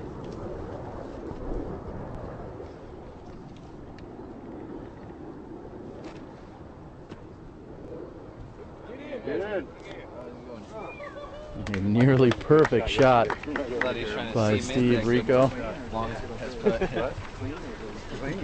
One up himself. And Ulibarri is up and ready to throw very quickly.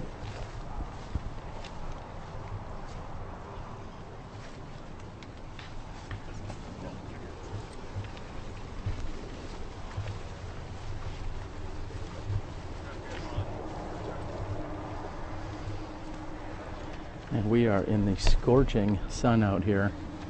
This wide open area here on hole number 12. This green, as you can see, very protected, and Kenny going with the layup off to the right, playing the smart, taking the smart play. There's really no direct line at that basket. So Kenny just taking the easy three. We're gonna move over here behind McBeth.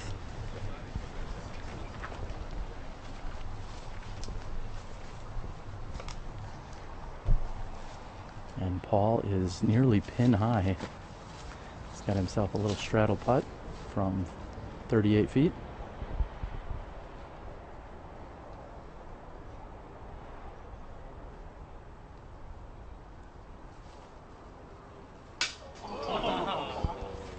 And just off the top of the rim.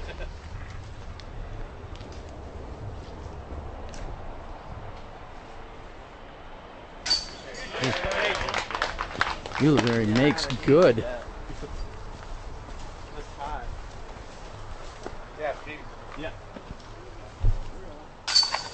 Ken Climo going with a little flow of play action, just meaning that although he was not the furthest person out, he went first.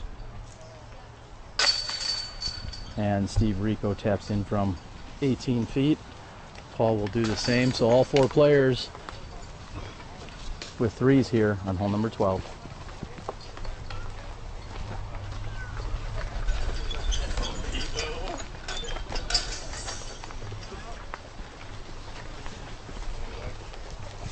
Hi, I'm Alex Geisinger, and you're watching live disc golf on SmashBoxxTV.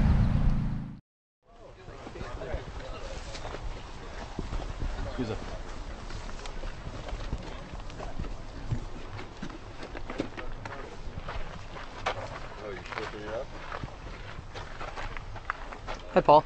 Hi. Here we are. We're on hole number 13. We're 2/3 of the way through, and we're gonna look for some fireworks here on the back third from you, buddy. What are you gonna line up here for hole number 13?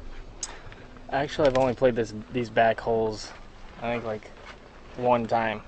I've saved this one for my last practice round for this, so I'm going to see what these guys do. Good call. What are you going to be throwing off the tee? I'm just going to be laying up a sidearm, looks like, in the middle, and then going after the green after that. You're going hard. Let's see it. All right. Paul McBeth, forehand destroyer off the tee.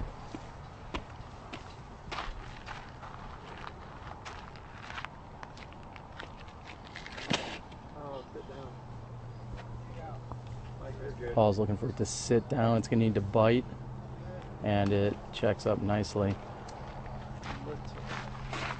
This is Paul Ulibarri on the tee.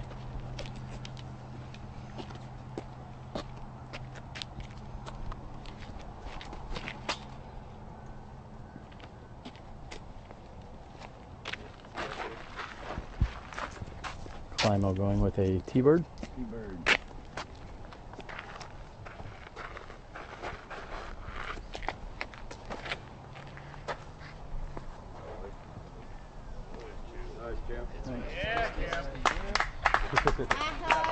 And everybody loves the shot there by Kenny. Perfectly placed in the center of the fairway. Rico with an icon rival.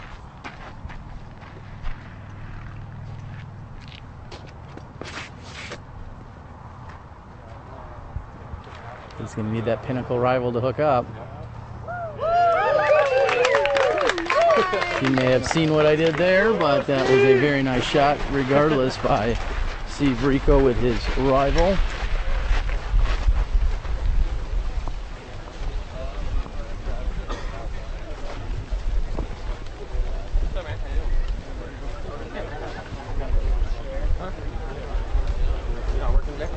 Again, we'd like to thank everyone at home that is tuned in. We hear there are more than 1,000 viewers out there taking in the action, and we are so glad you could join us here at our first ever exhibition match, the Battle at Blue Lake. You are certainly going to see more of these as time goes on. We'd like to thank Legacy Discs as our top tier sponsor here, helping make all of this coverage available to you here today. Of course, Keen Footwear, Sandy Point Resort, and Miles Park Hill, along with Don Loper Financial Services.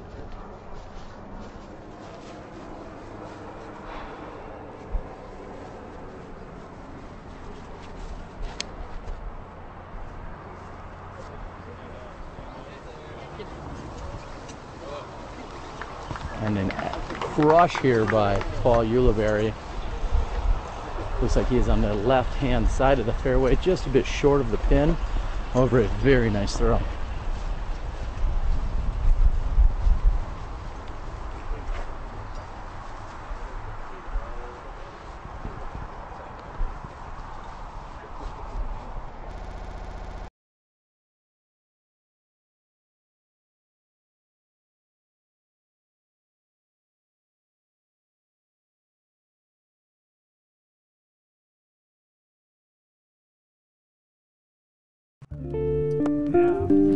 Can't reach it like that. The most unstable one there. I can't reach it like that.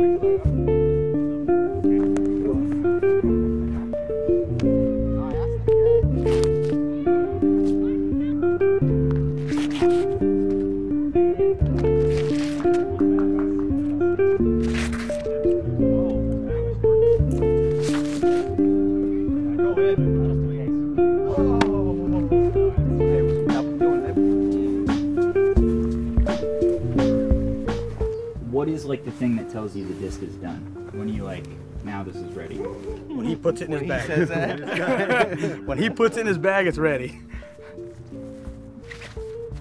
Yeah, we kind of throw it, test the different runs, and go with what's flying the best, most consistent.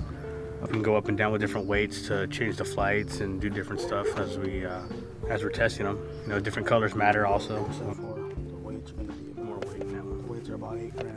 We made and designed the mold to do a specific thing. So we're out there testing the mold, testing the plastics to make sure that's how we designed the disc so it can fly the way we want to.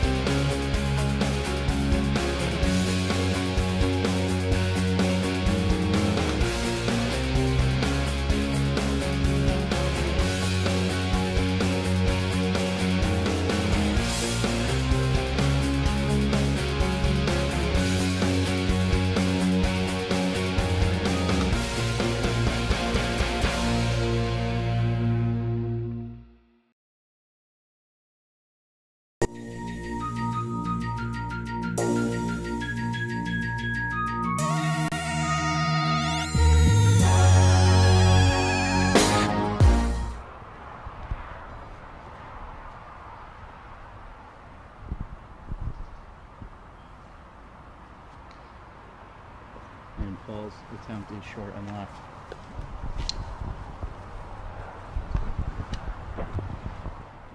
Hello everyone, we hope you're enjoying the show here on SmashBoxxTV. I'm Terry Miller, the Disc Golf Guy, and our show would not be possible without the amazing help and support and sponsors that we have. First and foremost this week, Legacy Discs. That's right, Legacy Discs out of California, Silmar, California. Bamba, Steve, Freddie, Steve, all the guys over there, amazing support. Thank you guys for getting SmashBoxxTV up and off the ground. Play with confidence. Also, we have the PDGA. Our Professional Disc Golf Association has been supporting us from day one, and thank you for everything that you guys do. You are our disc golf ambassadors. Thank you so much. Of course, we have Miles Parkhill over at Paragon Disc Golf. Miles provides some of the best merchandise to all of clubs and tournaments throughout the entire country. And without Miles Parkhill at Paragon, we wouldn't be where we are. Last but not least, Sandy Point Resort and Disc Golf Ranch. Mike and Michelle Cousins in northern Wisconsin have been absolutely amazing. They're bringing you the leaderboard throughout the entire week. Sandy Point Resort and Disc Golf Ranch. Check them out. It is my favorite disc golf course anywhere in the country. Check them out. sandypt.com, Sandy Point Resort and Disc Golf Ranch. So there you have it. We have an amazing set of sponsors. Everyone else that tunes in, watches, supports us on YouTube, supports us via Facebook, shares, likes, Twitters, the whole 9 yards. We also have our first run of SmashBoxx t-shirts. Straddle putt as well. Straddle, grenade, off the pole, 2-foot putt. Count it.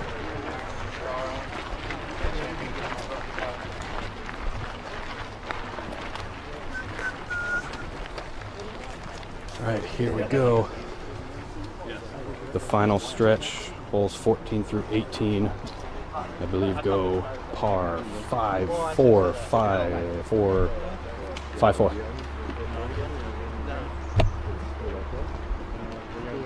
There's a theory out there that the course designers designed 12 or 13 beautiful holes, and then they realized they needed to get back to hole 1, and so they put in about 15,000 feet worth of stuff.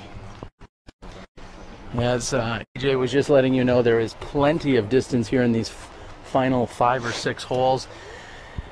I think a little birdie just told me, more like maybe a little Rico. I think he said that there would be $100 on the longest 3 on this hole. How does that sound to you, Paul? I don't know, longest 3 or just a 3. Whoever threes it. Wow, for whoever threes it. How? What are we looking here off the tee? Give us the D and what you're throwing. It's about 940, par 5. Just 2 little islands of OB, pretty open. So I think a few of us will have at least a 3 opportunity. All right, let's see if you can make good on it. Paul McBeth on the tee.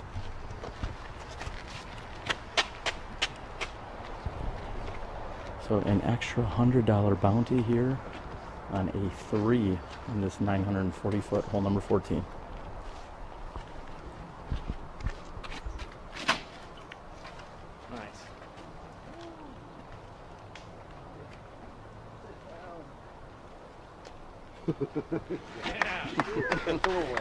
And Steve is second guessing his offer after seeing that.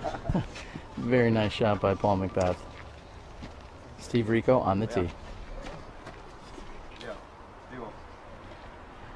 Oh, it seems as if Steve-O has a phone call he's got to take. I'm guessing this is a call into the bank to make sure all the sponsorship's going swimmingly. Let's get in on that. Okay. I gotta play golf. Who's on the phone? My hot stamper. Oh. I was gonna say your girlfriend's out here. You know that, right? You know she's already here. Okay. There you go. That's Steve Rico, a working man. He's got his hot stamper on the phone back in Sylmar, California. He's got golf to play.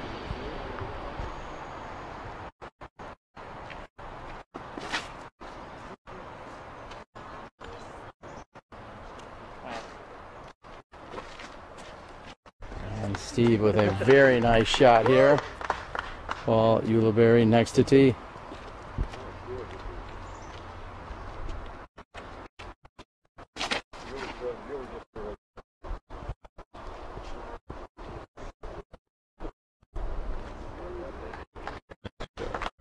A very nice shot by Paul.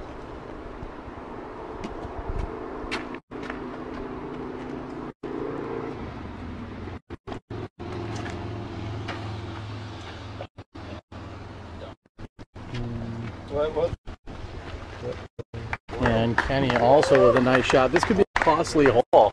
The boys over at Legacy this, but they're here to put on a show, so let's get to it.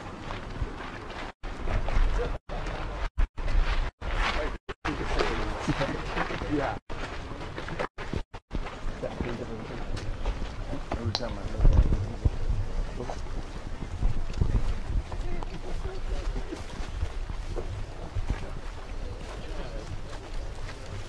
Again, we are through 13 completed holes, and Paul McBeth has pulled away from the field, sitting at 10 under par. Climo still at 6 down, Steve Rico at 5, and Paul Ulibarri sitting at 2 under par.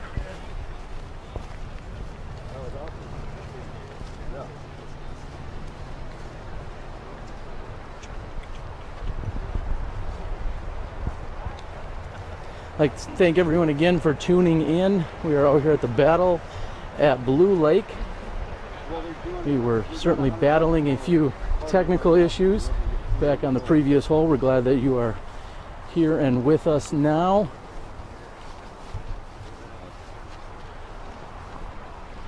Ben Ferris, legacy extraordinaire.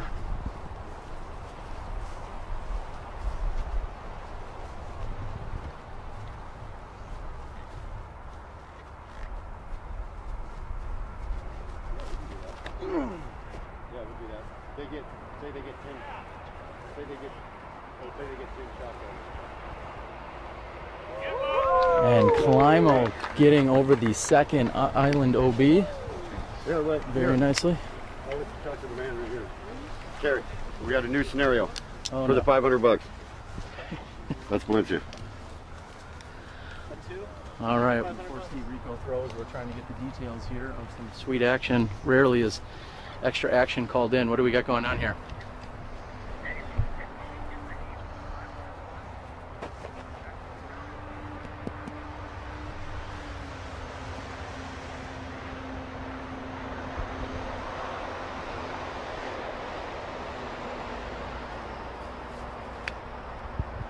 And Steve Rico has crushed a drive. He's clearly over the second island, and he's going to be left with a long putt for birdie 3. Eagle 3. Eagle 3, that's clarified. That pays. That pays.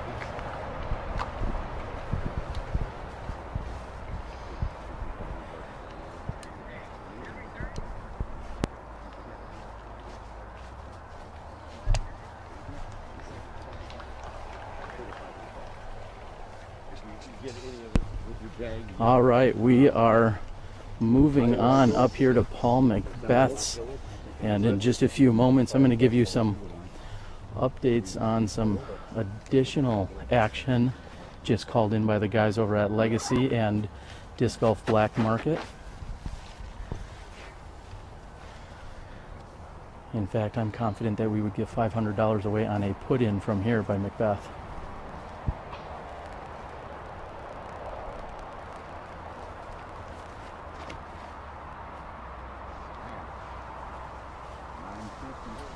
And with a beautiful fluid motion, Paul has no problems. He looks up there as if he is pin high, really making quick work of this 940-foot hole. I will make a brief announcement on the next tee that these players can think about as to some additional sweet action. Again, sponsored by Disc Golf Black Market. Go check them out on Facebook. Also, you can find them on the internet. I believe that's where Facebook is sometimes located.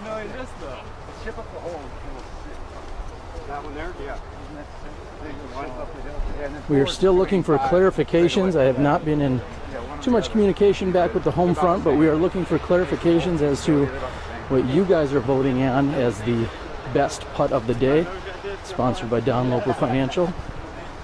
Our front runners seem to be Paul McBeth's jump putt on hole 2, Ken Climo's death putt, or Steve Rico's clutch putt on hole number 10.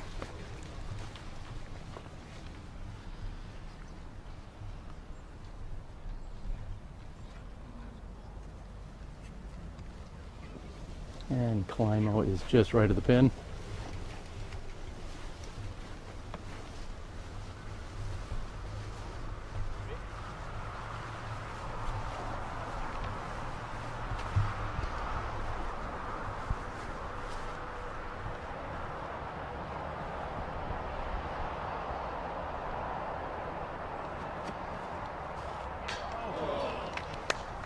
Very nice run there by Steve Rico, just off the front of the pin.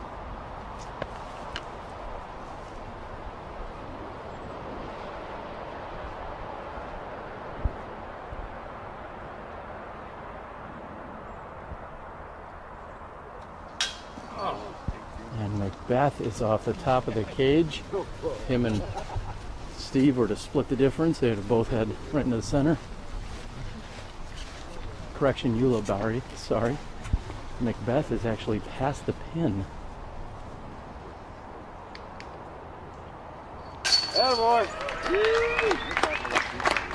And the gallery loves it, as McBeth has put in, after completing this 940-foot hole in 3 strokes.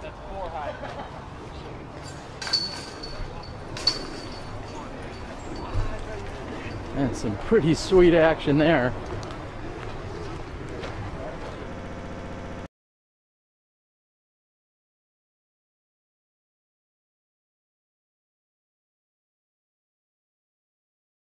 My name is Connor Wright. My PJ number is 57322, and I've been playing for 2.5 years.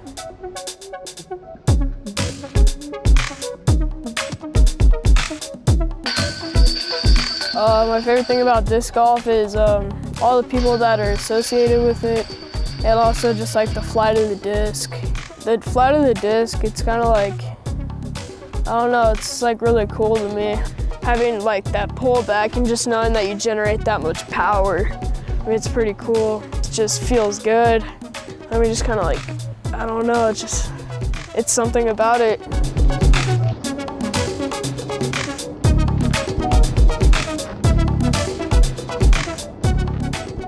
Well, my favorite disc is a Pinnacle Rival. I've had it for like probably 6 months now, and it's like the perfect beat-in. It's like my most reliable disc. I use it probably 40% off all the tee pads. I mean, this thing is like my go-to. Like, I don't know what I would do if I lost it. That's one thing I finally figured out with my putting. Finding a routine is like one of the biggest things for me. Honestly, if you don't have confidence in your shots, and you're just not gonna play good, because if you look at your shot and you look at your line and you think, well, I'm probably not gonna hit this, but you throw it anyways, you're probably gonna mess up. But if you say, you know, it's gonna work out perfectly, you imagine it, you imagine your disc flying through that line, it's gonna work out. Play with confidence. I'm the disc golf guy. I'm the disc golf guy. I'm the disc golf guy. I'm the disc golf guy. And this is my video blog.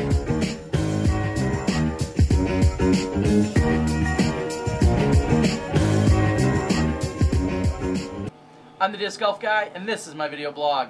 Today we are at the 19th Hole Pro Shop here in Sylmar, California. I'm joined by one of the Legacy co-owners in Steve Rico. Steve, we're talking new discs today. What do you got for us? Well, we'll start with the Bandit first. It's a Speed 9 driver that we just came out with. It's great for like low flip-up shots. You can throw and bend it around corners, throw rollers with it. Really neutral disc, very fast, has a lot of glide, and I think the whole world's going to really like it. Yeah, I saw you throwing in the field as they're watching. There's a lot of things that you can do with it, and if you have too much power, maybe you just need to lay off it a little bit, but you can really control it to do whatever you want. Yeah, I throw it mainly with a fan grip, so I'm not powering it over too much, but it's really nice for like flip-up shots, you know, through the woods, and like I said, you can throw long rollers with it. It's got a lot of glide, so I know a lot of people really like the glide that it has. Good. And now we're going to move on to a little bit slower speed. We're moving over to the gauge, and I say slower, but not by much. Tell us all about that. It's our newest mid-range out. It's really nice, got a good feel to it. It comes out of the hand really smooth and clean. And this disc will hold any line you put it on. You can throw it straight, you can bend it right, you can hyzer it. It pretty much will do anything, whatever angle leaves your hand, it'll hold that line throughout the whole flight. And now we're seeing both of these plastics. When you come out with them, which style of plastic should I say did they come in? They're both in Icon right now. Pretty soon they'll be in Pinnacle, and then we'll move on to Prodigy and Excel and those lines later on next year. And it's smaller driver, so it's probably about a 174, 175 max weight, and then on the gauge, a little bit larger diameter, you're talking 180 grams max weight, Correct. right? Yeah. Okay. Is there anything else anyone should know about these two discs that just hit the market?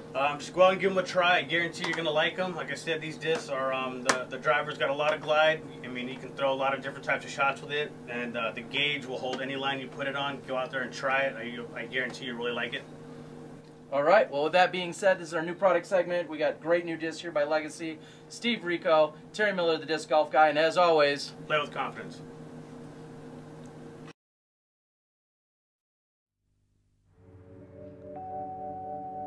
It's all about practice, preparation, and routine. Approaching the tee shot, I always line up my shot and check the wind direction. Always take into consideration the trees that are out there and the out of bounds that are marked off. I try to keep everything slow on my run up and build momentum as I get to the end of the tee pad. Trust your shot, believe in yourself, let the disc do the work.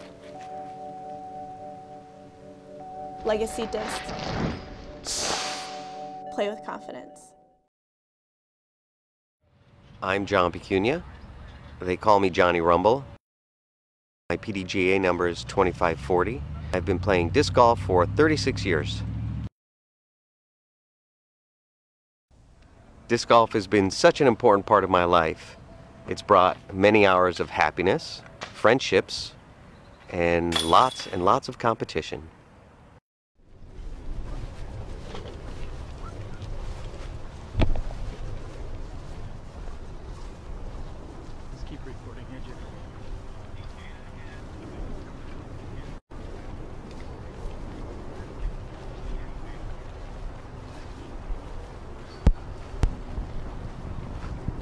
All right, welcome back everyone. We are just getting caught up with our competitors.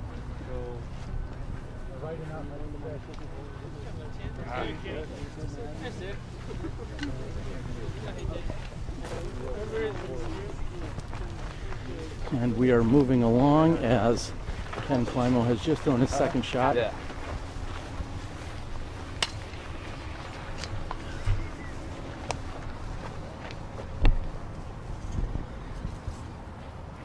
Next to throw will be Steve Rico. We are glad you are back with us. We're watching live disc golf here on SmashBoxxTV. I'm your host, Terry Miller, the Disc Golf Guy.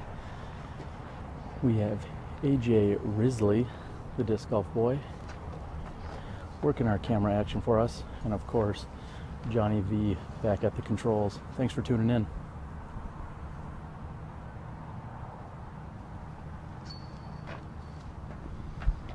And Steve, slightly unsure of his footing. He's in an awkward position with having some gravel in his run-up.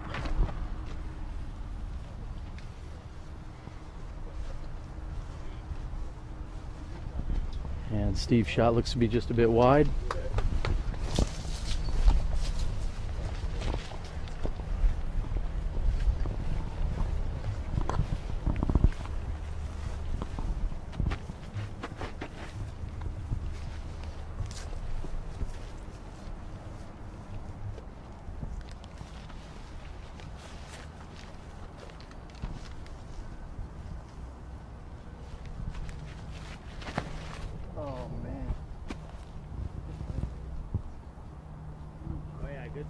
And Paul's shot comes up into the center of the fairway. Gets a little bit of a skip to the left-hand side. And a little spin around there, getting you back on track with the action. Looks like Paul Ulibarri will be throwing next. This is a slightly blind shot off to the left-hand side. It's a long, sweeping hyzer shot for a right-handed backhand player. Long shots off the tee, and then a very long approach shot as we see Paul throwing another driver there.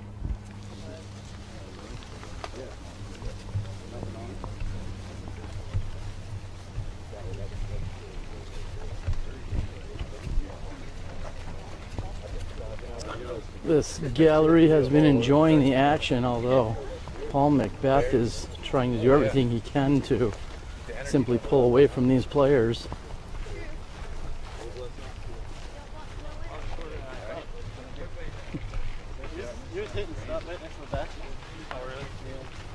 Ulibarri's going to tell us what he threw off the tee and then what he also threw as his second shot.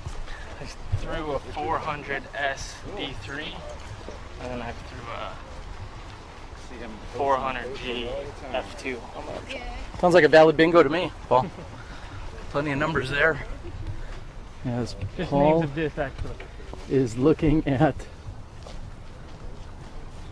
a possible putt over there. This is Climo after throwing his Star Wraith. He's left with 42, maybe 45 feet to the pin.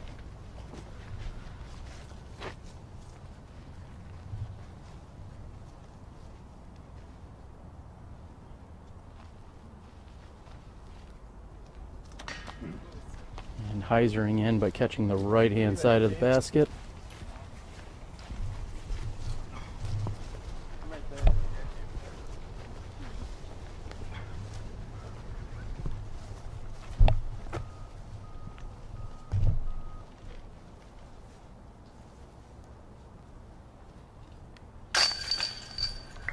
And making good on his birdie opportunity.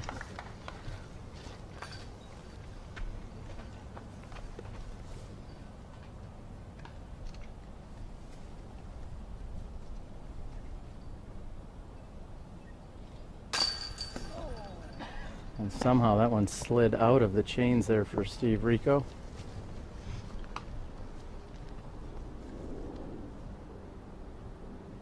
Nice three.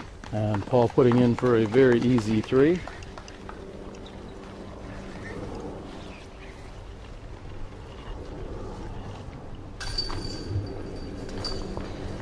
And Rico and Kenny will both tap in for their fours.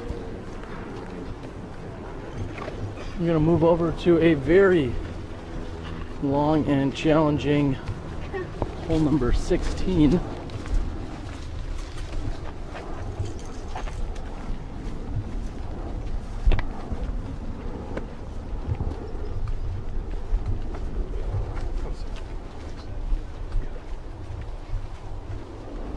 As we move over to the tee, we'll be back with you in just a few moments.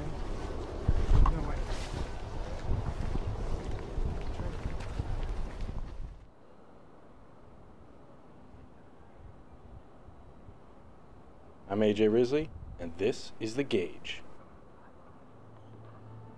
With its reliable straight flight and its excessive amount of glide, the Gauge is perfect for players of all skill levels.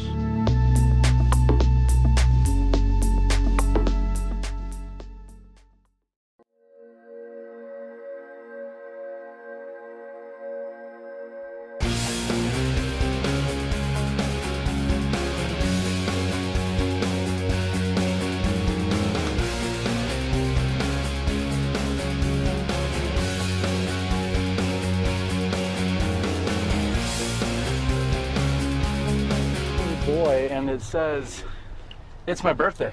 Yes, it does. How you doing today? Pretty good. Everything's running smooth out here. It's a little hot, but it's a nice day out. Seems like your caddy skills have held up thus far. I mean, you haven't been on the bag as much this year or recently. Talk a little bit about what it's back to be back on the bag. That's nice, man. I haven't been playing much disc golf at all, but it's definitely nice being out here and seeing everyone again. And not too often that the champ, Ken Climo, leads the birthday song and wishes for you. That's got to feel good. Yeah, that was an honor. That was awesome. All right, well, we're back with the action. And on the tee, Paul McBeth throwing a Star Destroyer.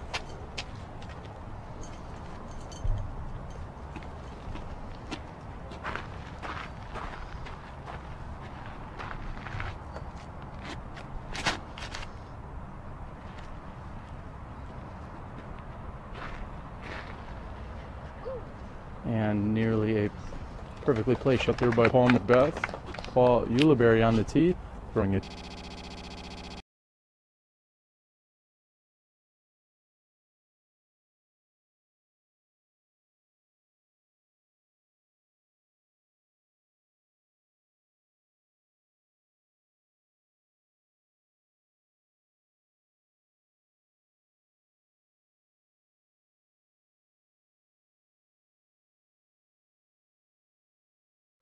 I'm the disc golf guy.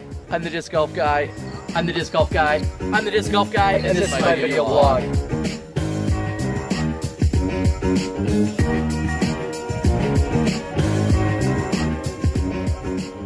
I'm the disc golf guy, and this is my video blog. Today we are at the 19th Hole Pro Shop here in Sylmar, California. I'm joined by one of the legacy co-owners in Steve Rico. Steve, we're talking new discs today. What do you got for us? Well, we'll start with the Bandit first. It's a Speed 9 driver that we just came out with. It's great for like low flip-up shots. You can throw and bend it around corners, throw rollers with it. Really neutral disc, it's very fast, has a lot of glide, and I think the whole world's going to really like it. Yeah, I saw you throwing it in the field as they're watching. There's a lot of things that you can do with it. And if you have too much power, maybe you just need to lay off it a little bit, but you can really control it to do whatever you want. Yeah, I throw it mainly with a fan grip, so I'm not powering it over too much, but it's really nice for like flip-up shots, you know, through the woods. And like I said, you can throw long rollers with it. It's got a lot of glide, so I know a lot of professional chin-ups. Everyone's excited, myself included, as they will be handing out a set of shoes to all competitors this afternoon. Anyone that is playing in the World Championships is going to get a free pair of Keen shoes. And there is some excitement because they're talking about it being, again, a special edition or limited release. So looking forward to that this afternoon. I'd like to thank David Monk and the rest of the amazing people over at the Keen footwear store and company for supporting disc golf really in so many ways.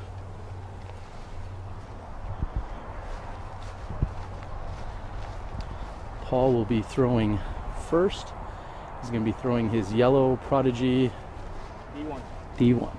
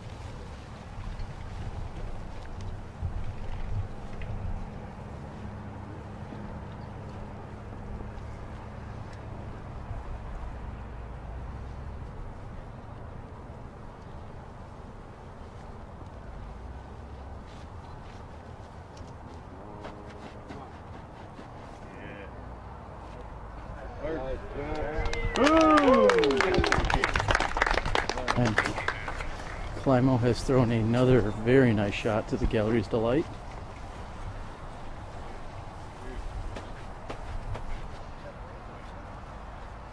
And this is Paul McBeth's second shot.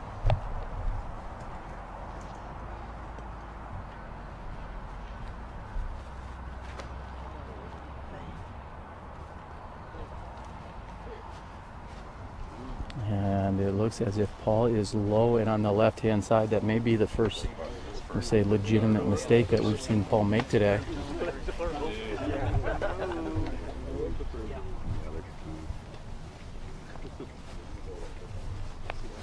is lining up with. Looks like he's got a simple rival.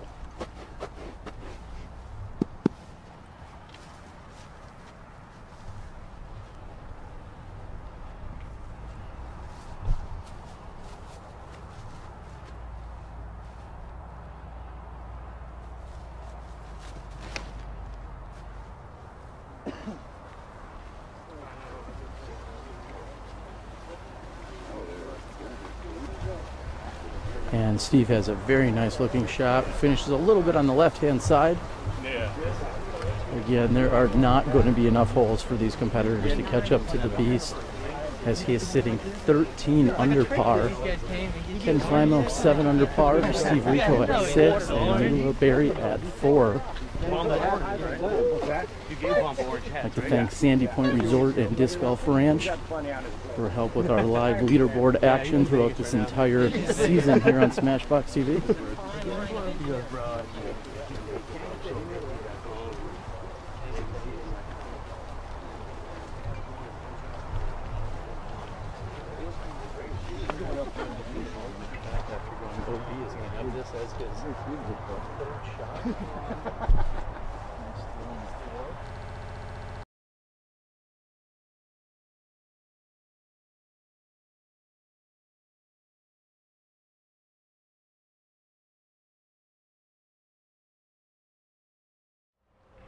Hello everyone, we hope you're enjoying the show here on SmashBoxxTV. I'm Terry Miller, the Disc Golf Guy, and our show would not be possible without the amazing help and support and sponsors that we have. First and foremost this week, Legacy Discs. That's right, Legacy Discs out of California, Silmar, California. Bamba, Steve, Freddie, Steve, all the guys over there, amazing support. Thank you guys for getting SmashBoxxTV up and off the ground. Play with confidence.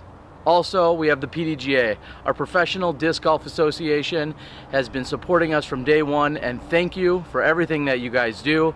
You are our disc golf ambassadors. Thank you so much. Of course, we have Miles Parkhill over at Paragon Disc Golf. Miles provides some of the best merchandise to all of clubs and tournaments throughout the entire country, and without Miles Parkhill at Paragon, we wouldn't be where we are. Last but not least, Sandy Point Resort and Disc Golf Ranch. Mike and Michelle Cousins in northern Wisconsin have been absolutely amazing. They're bringing you the leaderboard throughout the entire week. Sandy Point Resort and Disc Golf Ranch. Check them out. It is my favorite disc golf course anywhere in the country. Check them out. Attempt at 3.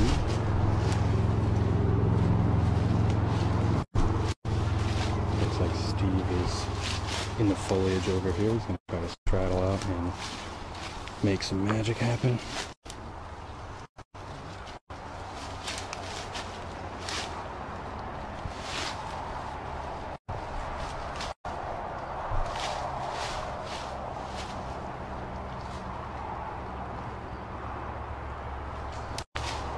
Turbo putt. Oh, he wanted the 2-for-1 special on the putt of the day, but I don't know if it's going to happen. Johnny Mac, I need you on this one.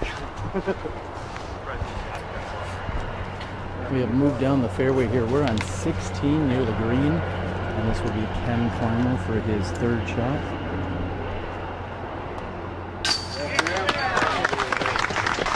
Climo making good on the birdie 3. Thank you guys all for tuning in here as we are rounding out these last couple of holes. Great job. More than 1,000 feet of golf left though for these final 2 holes. Closer to 1,500 feet.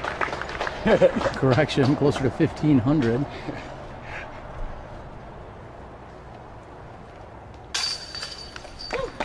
And Paul McBeth puts it in.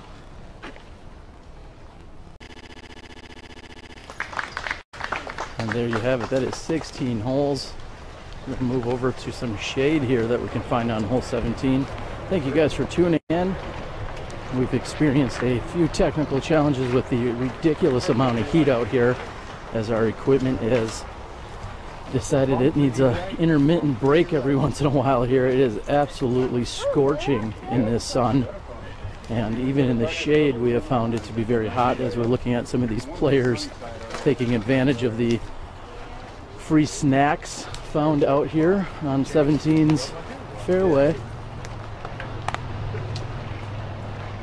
And we are, again, just glad that you could join us. Thank you for tuning in here to Smashbox. It is as hot of a day as we have ever broadcasted, and again, that is certainly affecting us and our equipment. We're hoping to bring this home for you for the next 2 holes. As Kenny said, more than 1,500 feet remain.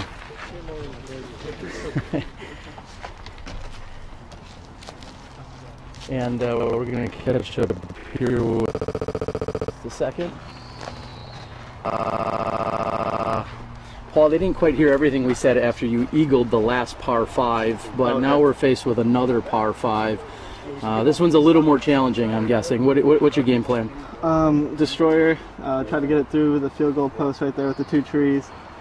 Keep it a little bit right, and if I do get that spot, I can actually go for an eagle from there with another destroyer shot and maybe get a putt out of it.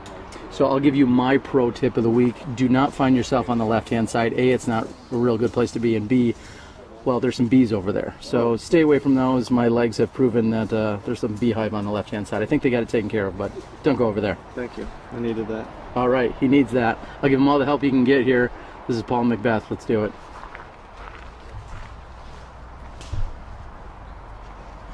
And we have McBeth sitting at 13 under par, Climo at 8, Rico 6, and Ulibarri at 4. I think you went back to 12 on that one. Uh-oh, there seems to be discussion. Yeah, I didn't want to bring it up with him, champ, but I believe Paul McBeth made a mistake on the last hole. What do you think of that? You know, I've never seen that close shot out of him on a wide open field like that. You know, with some trees involved maybe, but wide open like that, I think he must have slipped. Yeah, I'm going to give it the slip. All right, Climo on the tee. Hole number 17.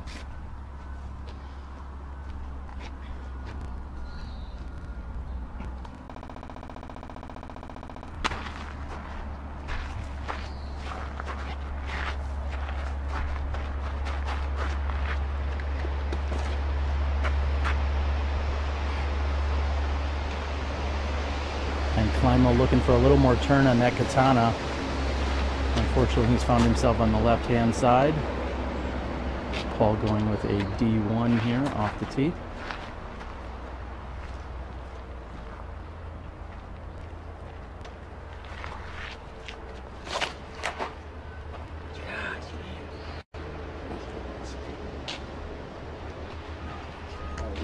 And Yuli is off it on the left-hand side, certainly a little frustrated with his tee shot. Third to tee, throwing a fairway driver, an icon rival off the tee, Steve Rico.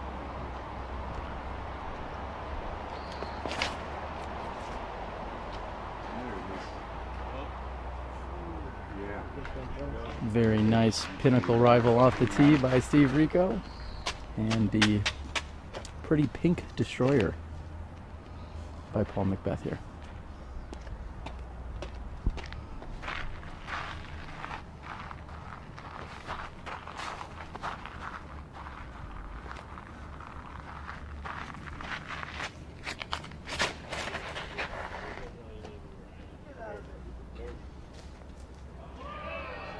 Got through it. Good play. Yay! Let's see that move off. We're gonna catch up with Steve Rico here. Steve, we just saw what most people would call a misfire off the tee by Paul McBeth. However, he got a roaring applause. What in the world happened? He shanked it and got through and came out very fortunate, but I guess that's just how good he is. Why don't you shank it that good? Oh no, I put it in the middle of the fairway and I still scramble. You know? That's not my game. All right. Mr. Rico going with the textbook fairway shot with his pinnacle rival, and he may not be rewarded quite as much as the quote-unquote shank by McBeth, but it's good to be way off than a little bit off. You know? Sometimes it's so bad it's good, and I believe that might be a country song, in fact. But we're going to move down the fairway here and check out this action here on this really challenging par 5.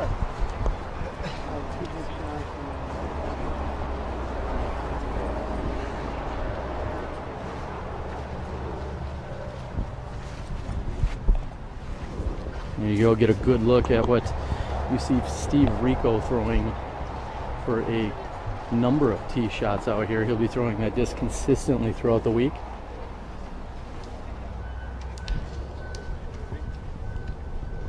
Fair dog. Going. Got a break. We were getting plums. And we're going to leave it up to Paul McBeth here to call this next shot or two. Okay, we got Steve Rico here. Oh, sorry. We got Steve Rico on his second shot right here. He's probably got about 630 feet left. There's not really a true fairway from where he's at. But I see him laying it up with a little hyzer, getting a look for 4.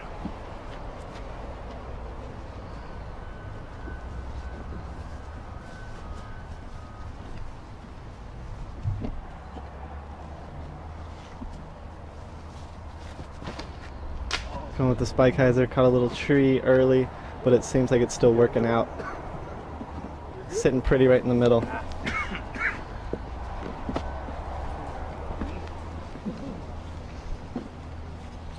Looks like we got Ken Climo up next. A little left on the fairway, not the ideal spot, but it's the champ. He knows how to get out of here.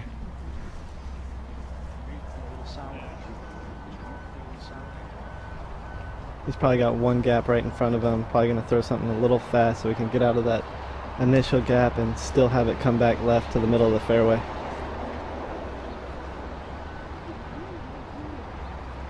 Looks like a star wraith.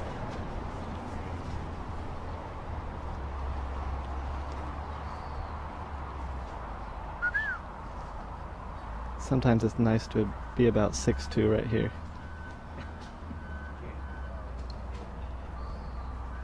Throws it, catches a late tree. We'll see if he can get up and down from there.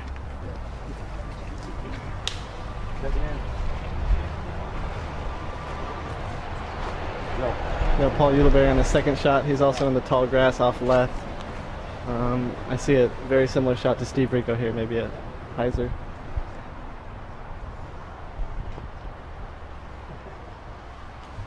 Oh, it does a flat roller. It's not what I expected, but it seems to be working out. Got him right in the middle of the fairway.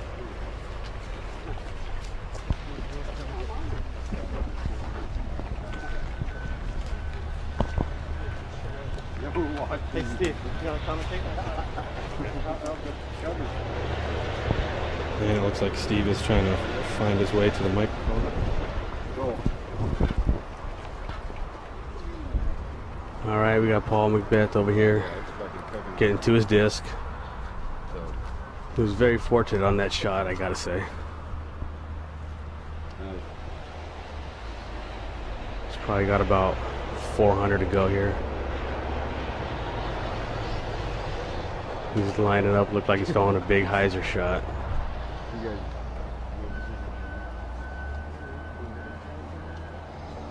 I think he's got his yellow destroyer out. He's going to be throwing a big bomber hyzer out over to the OB, bringing it back in around the pine trees. Or a crate. G-Star. Crate. G-Star crate? No. That's the orange disc.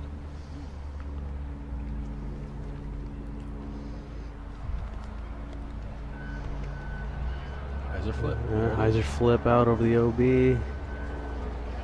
Bringing it back in. And there. Should work out fine.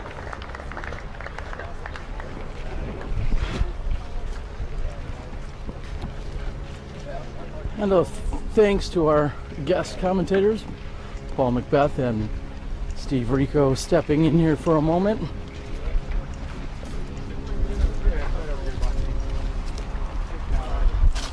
Also the #1 and #2 ranked guest commentators in the world, as well as disc golfers. That is very impressive, as they are Things are good, huh? pulling some double duty here this week and then some.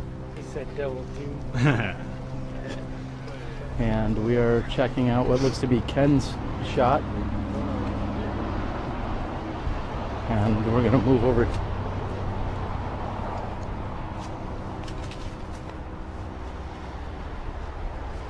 And as you can see, it is very challenging to follow the flight of any disco here, as Ken goes wide to the right.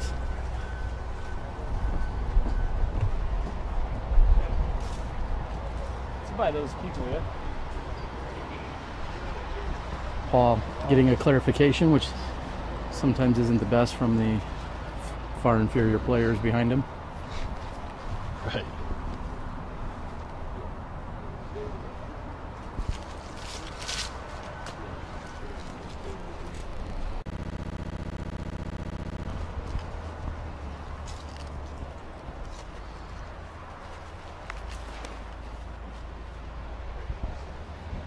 And Paul goes high and tight, and it looks like he's going to be just a bit short.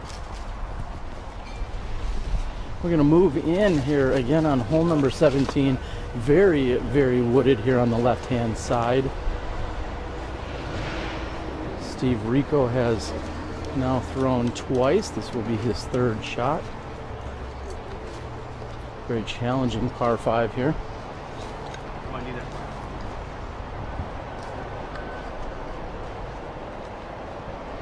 Steve discussing, well, let's see what he's discussing. Looks like Canon or Rival.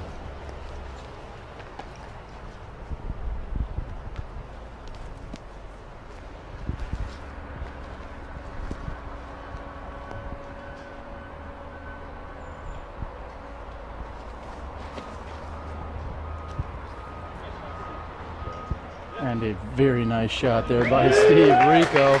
And the gallery likes it. One of the largest applauds we've heard here. Did the right choice. That's it. Again, that was Steve's third shot here. He may be looking at an opportunity for birdie 4.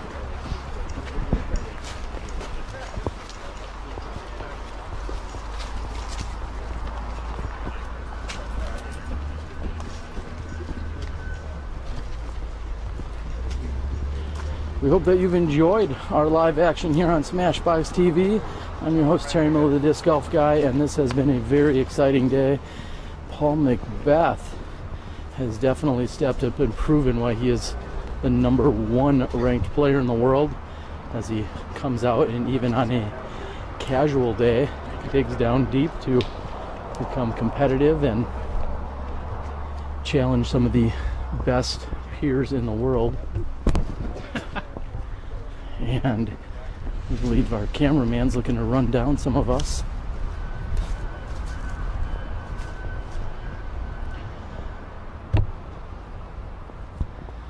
This will be Paul's third shot.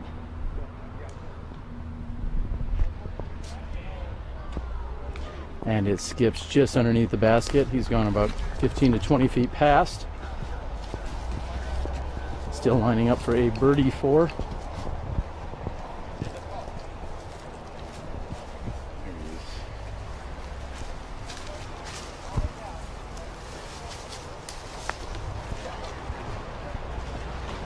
Ken opting for, looks to be a putter and then possibly a, what's his mini here? Looks like he's got a very tight window down here that he's going to be going through.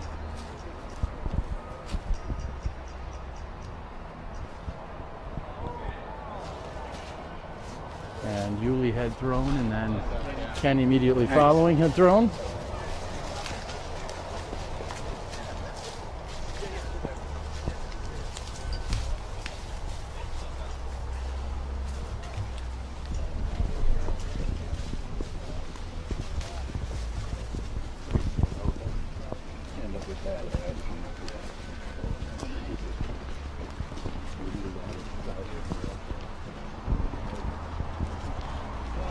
As we said, McBeth's third shot had gone approximately 20 feet deep of the pin, and this will be Ulibarri. He's also gone just a bit deep.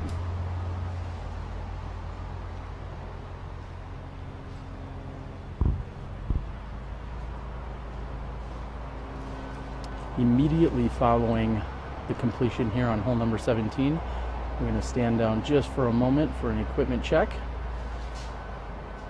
And Yuli's putt is just off the front of the basket. Then we will bring you hole 18's action along with some bonus action kicked in by Disc Golf Black Market.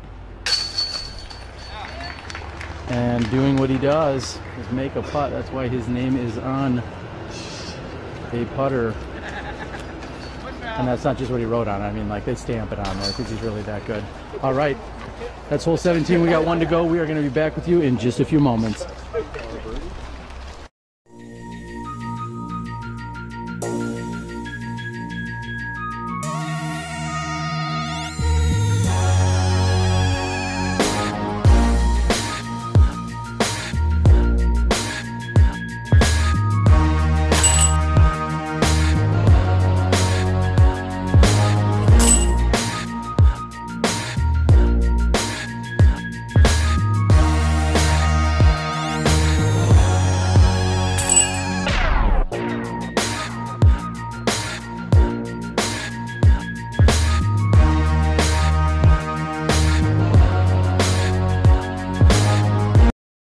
Hi everyone, I'm Paul McBeth. You're watching live disc golf on SmashBoxxTV. Hi, I'm Des Redding and you're watching live disc golf on SmashBoxxTV. Check it out. I'm Steve Rico and you're watching live disc golf on SmashBoxxTV. I'm Paige Pierce, you're watching live disc golf on SmashBoxxTV. Hi, I'm Matt House. You're watching live disc golf on SmashBoxxTV. I'm Kelsey Wilmerding and you're watching live disc golf on SmashBoxxTV. Hi, I'm Alex Geisinger and you're watching live disc golf on SmashBoxxTV. Hi, I'm Drew Gibson. You should have featured me on SmashBoxxTV.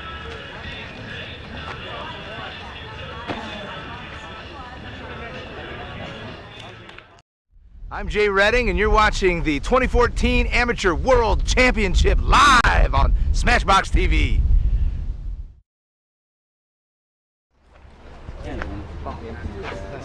It's been fun. Go good. See you. Thank you. Thanks for having us. Shoot. Better force. You guys all did awesome. And as we said, more than close to 600 feet here on this final hole. It bends up and to the left. You definitely need to go straight out with a slight hyzer finish.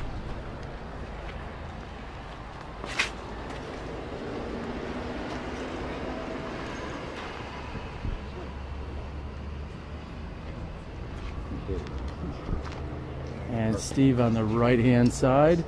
Paul McBeth throwing his pink Star Destroyer here on hole number 18.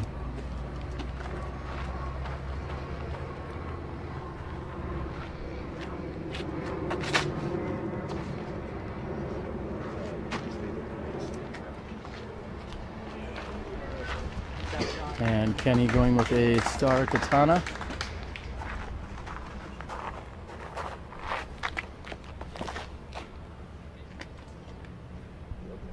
And making it look effortless as it's a very nice shot. And throwing a Prodigy D3 is Paul Ulibarri.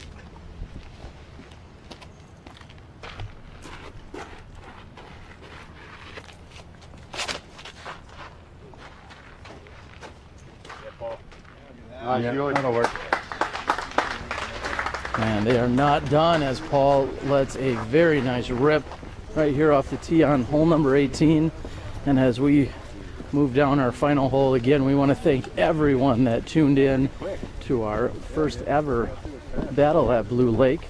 It's been an amazing day out here. It is very sunny, not a cloud in the sky. Hundreds of spectators out here in person have showed up just for our exhibition match, as well as more than 1,000 people online. We thank you guys so much again. Our amazing supporters and sponsors out there. Keen Footwear, sponsor of both the Disc Golf Guy as well as our PDGA Worlds. Also Sandy Point Resort and Disc Golf Ranch in northern Wisconsin. That's sandypt.com. We also have Miles Parkhill of Paragon Disc Golf, Miles out of Springfield, Illinois. If you need anything for your club or your tournament, make sure you contact Miles immediately.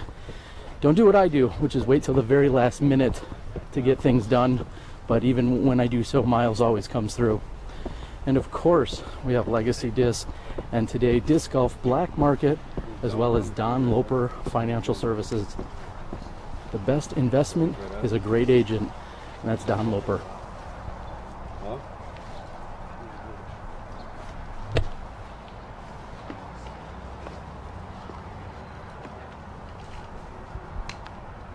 Looking for his final fairway ace of the day is Steve Rico. Well, he may not have been looking for it, but I think I just called him out on it. He's got a ghost in his hands.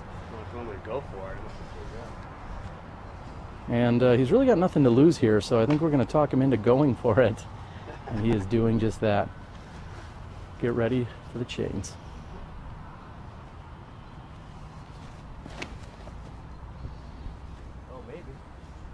He says maybe. And a very nice shot by Steve Rico. I'm glad we could talk him into that. Nearly blowing up that basket from almost 300 feet out.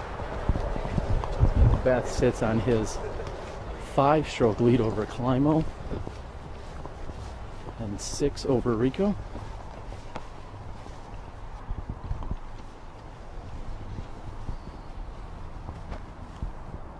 And Kenny with a nice looking turnover shot, just a bit short. A little shorty.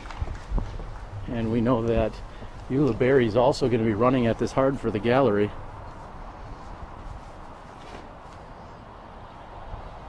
And up and around. Not a put in, but a very nice shot and an easy birdie 3 here for Paul Ulibarri. Paul McBeth has nothing to lose by running at this.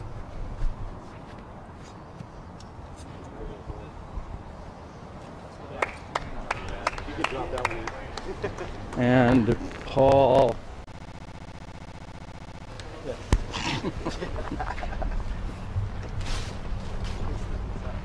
Okay.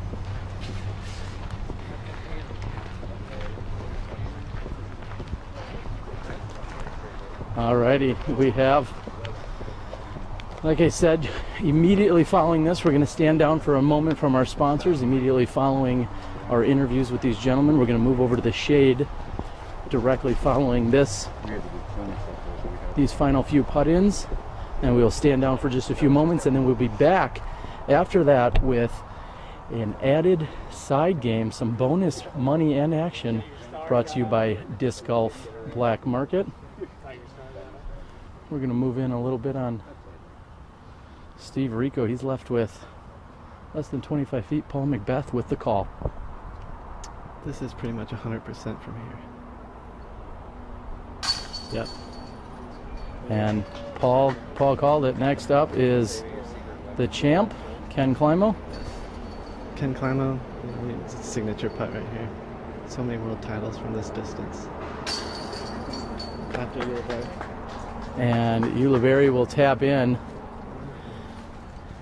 Yeah. And a very nice performance. And wait, Paul McBeth got shorter. What happened? This is my last chance for putt of the round right here. Putt of the round. And there we have it. Paul lets the guest Tanner step in, and we're going to round up everyone on Sorry, we're going to have round up everyone, and we're going to do it in the shade and have a quick conversation over here. So there you have it. That is 18 holes complete. We've got Paul McBeth taking it down with 14 under, Climo at 9, Rico at 8, and Ulibarri at 5. So an absolutely amazing performance here by Paul McBeth. We're going to round up all of our competitors here, have a quick conversation with them before we cut away to some extra action. Come on in, guys.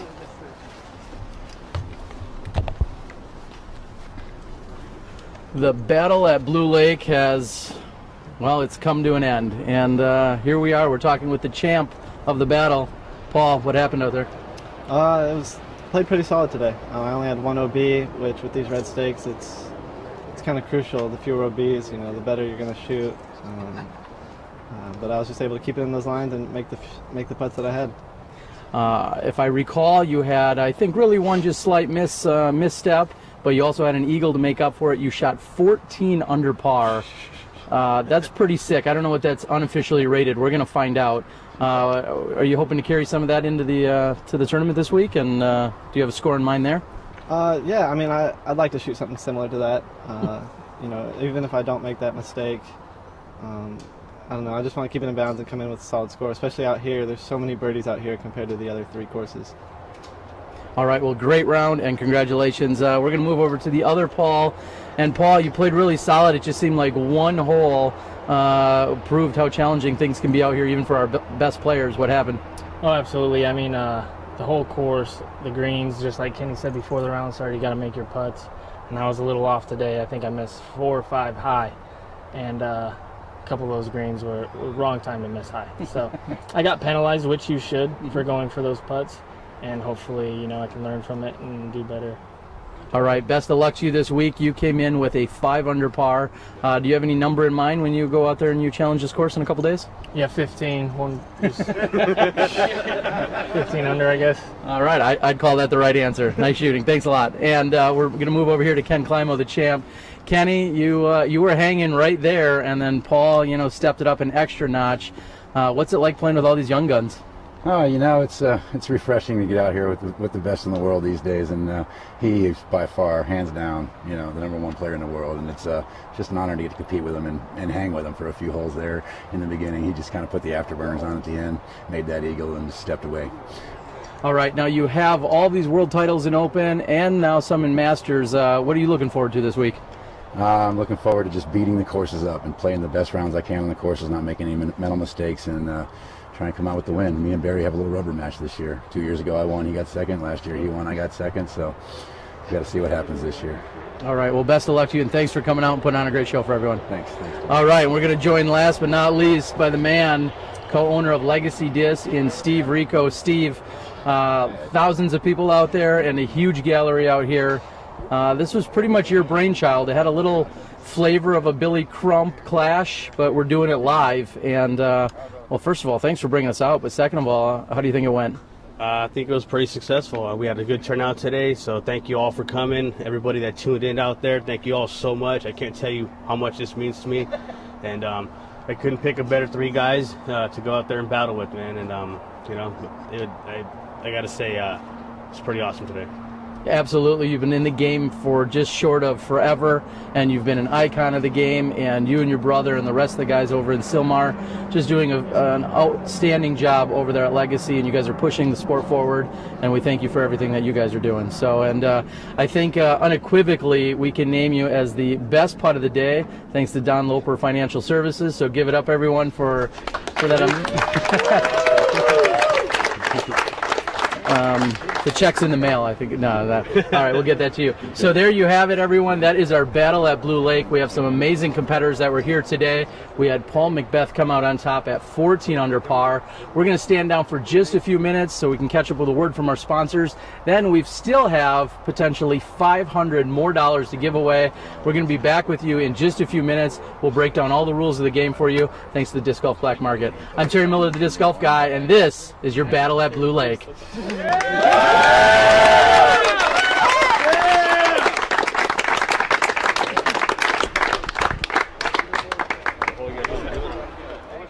Hello everyone, we hope you're enjoying the show here on SmashBoxxTV. I'm Terry Miller, the Disc Golf Guy, and our show would not be possible without the amazing help and support and sponsors that we have. First and foremost this week, Legacy Discs. That's right, Legacy Discs out of California, Silmar, California. Bamba, Steve, Freddie, Steve, all the guys over there, amazing support. Thank you guys for getting SmashBoxxTV up and off the ground. Play with confidence. Also, we have the PDGA. Our Professional Disc Golf Association has been supporting us from day one, and thank you for everything that you guys do. You are our disc golf ambassadors. Thank you so much. Of course, we have Miles Parkhill over at Paragon Disc Golf. Miles provides some of the best merchandise to all of clubs and tournaments throughout the entire country. And without Miles Parkhill at Paragon, we wouldn't be where we are. Last but not least, Sandy Point Resort and Disc Golf Ranch. Mike and Michelle Cousins in northern Wisconsin have been absolutely amazing. They're bringing you the leaderboard throughout the entire week. Sandy Point Resort and Disc Golf Ranch. Check them out. It is my favorite disc golf course anywhere in the country.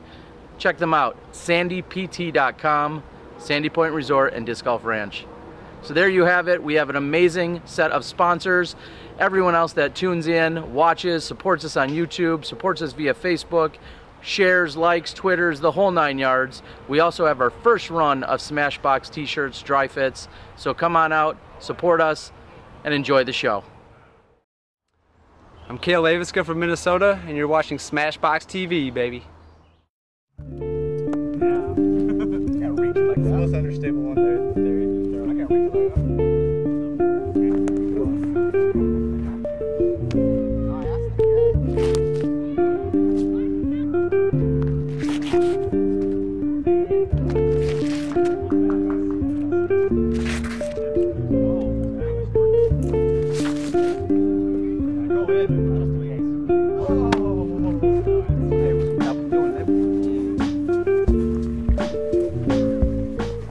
What is like the thing that tells you the disc is done? When are you like, now this is ready? When he puts it in his bag. He says that? When he puts it in his bag, it's ready.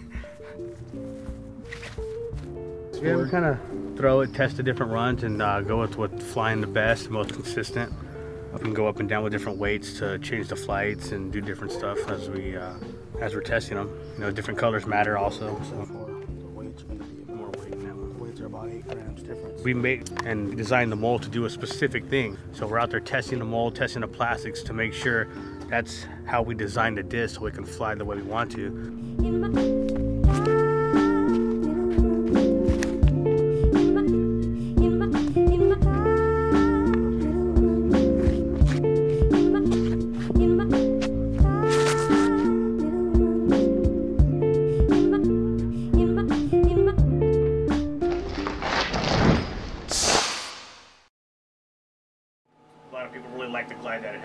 Good. And now we're going to move on to a little bit slower speed. We're moving over to the gauge. And I say slower, but not by much. Tell us all about that. It's our newest mid-range out. It's really nice, got a good feel to it. It comes out of the hand really smooth and clean. And this disc will hold any line you put it on. You can throw it straight, you can bend it right, you can hyzer it. It pretty much will do anything, whatever angle leaves your hand, it'll hold that line throughout the whole flight. And now we're seeing both of these plastics. When you come out with them, which style of plastic should I say did they come in? They're both in Icon right now. Pretty soon they'll be in Pinnacle, and then we'll move on to Prodigy and Excel and those lines later on next year. And it's smaller driver, so it's probably about a 174, 175 max weight, and then on the gauge, a little bit larger diameter, you're talking 180 grams max weight, Correct. right? Yeah. Okay. Is there anything else anyone should know about these two discs that just hit the market? Just go out and give them a try. I guarantee you're going to like them. Like I said, these discs are, the driver's got a lot of glide. I mean, you can throw a lot of different types of shots with it, and the gauge will hold any line you put it on. Go out there and try it. I guarantee you really like it.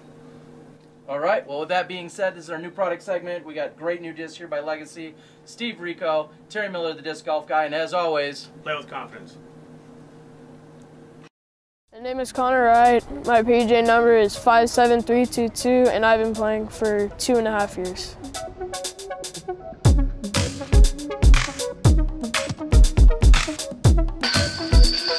My favorite thing about disc golf is all the people that are associated with it, and also just like the flight of the disc.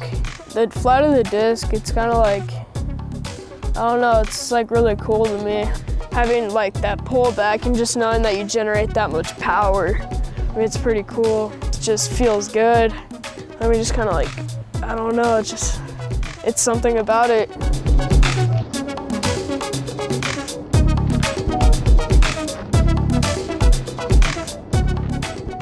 Well, my favorite disc is a Pinnacle Rival. I've had it for like probably 6 months now, and it's like the perfect beat-in. It's like my most reliable disc.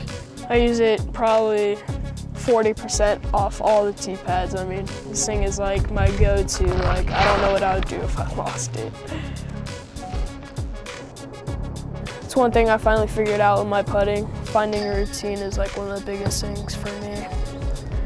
Honestly, if you don't have confidence in your shots, then you're just not gonna play good, because if you look at your shot and you look at your line and you think, well, I'm probably not gonna hit this, but you throw it anyways, you're probably gonna mess up. But if you say, you know, it's gonna work out perfectly, you imagine it, you're imagining your disc flying through that line, it's gonna work out. Play with confidence.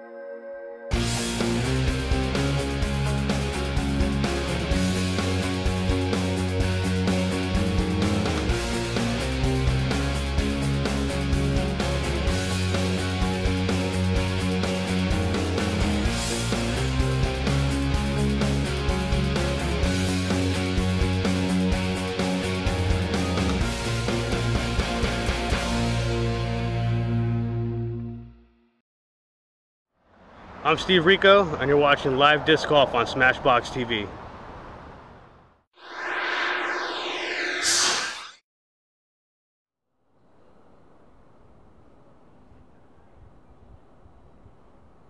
I'm AJ Risley, and this is The Gauge.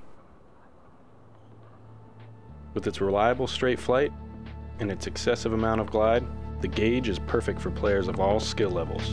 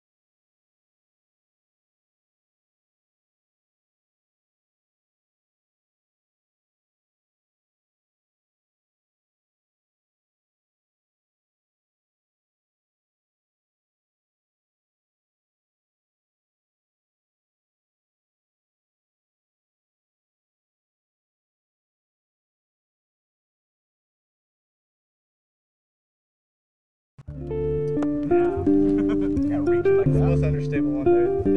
I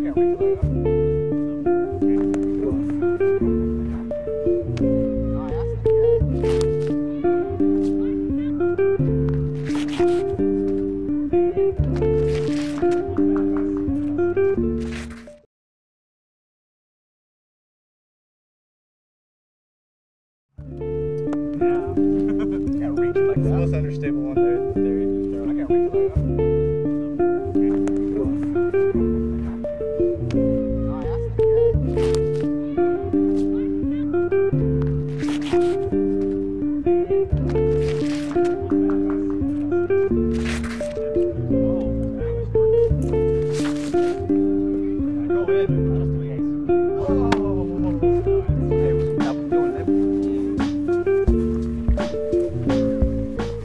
What is like the thing that tells you the disc is done? When you like, now this is ready? When he puts it in his bag. He says that. When he puts it in his bag, it's ready.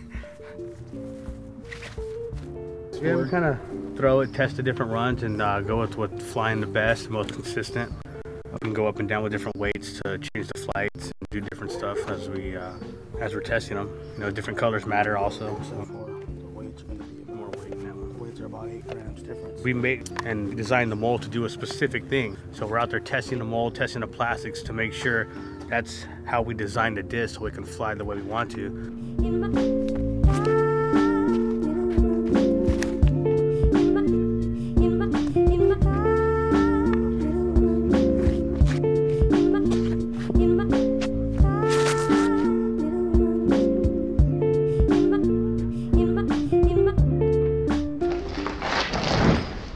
I'm the disc golf guy. I'm the disc golf guy. I'm the disc golf guy. I'm the disc golf guy, and this is my video blog.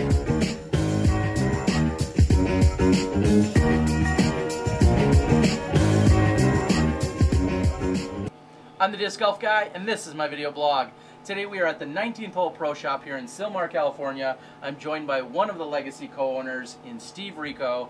Steve, we're talking new discs today. What do you got for us? Well, we'll start with the Bandit first. It's a Speed 9 driver that we just came out with.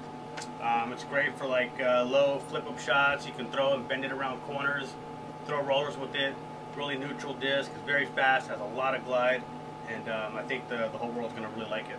Yeah, I saw you throwing in the field as they're watching. There's a lot of things that you can do with it. And if you have too much power, maybe you just need to lay off it a little bit, but you can really control it to do whatever you want. Yeah, I throw it mainly with a fan grip, so I'm not powering it over too much, but it's really nice for like flip-up shots, you know, through the woods. And like I said, you can throw long rollers with it. It's got a lot of glide, so I know a lot of people really like the glide that it has. Good. And now we're going to move on to a little bit slower speed. We're moving over to the gauge, and I say slower, but not by much. Tell us all about that. It's our newest mid-range out. It's really nice, got a good feel to it. It comes out of the hand really smooth and clean.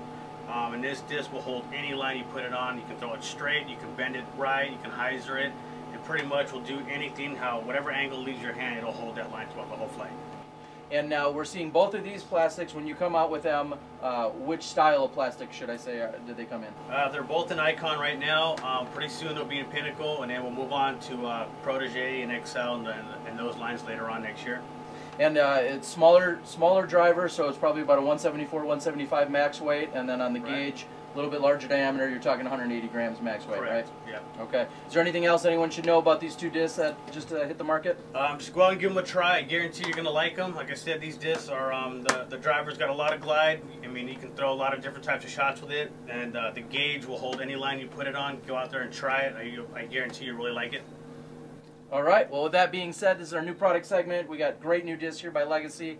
Steve Rico, Terry Miller, the disc golf guy, and as always, play with confidence. My name is Connor Wright. My PJ number is 57322, and I've been playing for 2.5 years.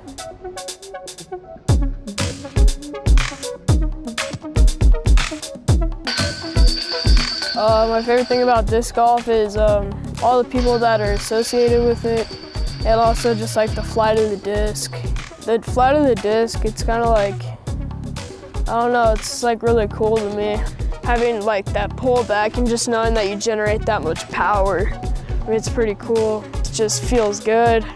I mean, just kind of like, I don't know, it's something about it.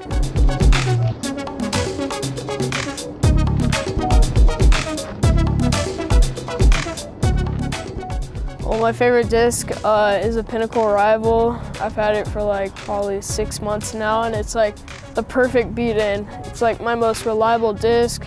I use it probably 40% off all the tee pads. I mean, this thing is like my go-to. Like, I don't know what I would do if I lost it.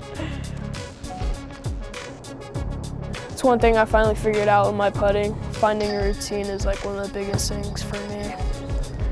Honestly, if you don't have confidence in your shots, and you're just not gonna play good, because if you look at your shot and you look at your line and you think, well, I'm probably not gonna hit this, but you throw it anyways, you're probably gonna mess up. But if you say, you know, it's gonna work out perfectly, you imagine it, you're imagining your disc flying through that line, it's gonna work out. Play with confidence.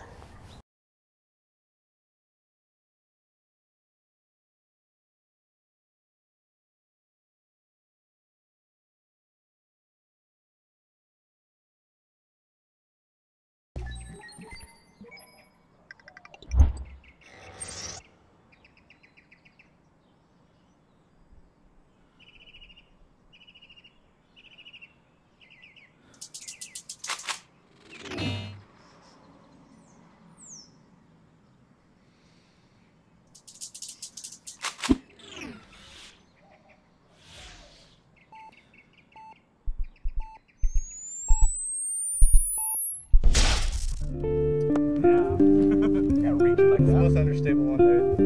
I can't reach like that.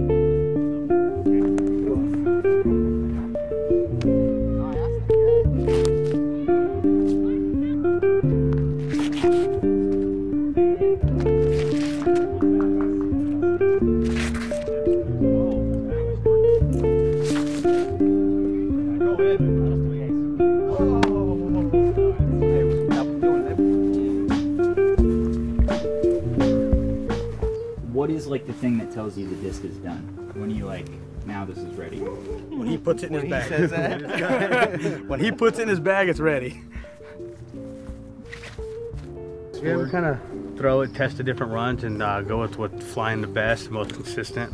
We can go up and down with different weights to change the flights and do different stuff as we're testing them. You know, different colors matter also. So. About 8 grams difference. We made and designed the mold to do a specific thing. So we're out there testing the mold, testing the plastics to make sure that's how we designed the disc so it can fly the way we want to.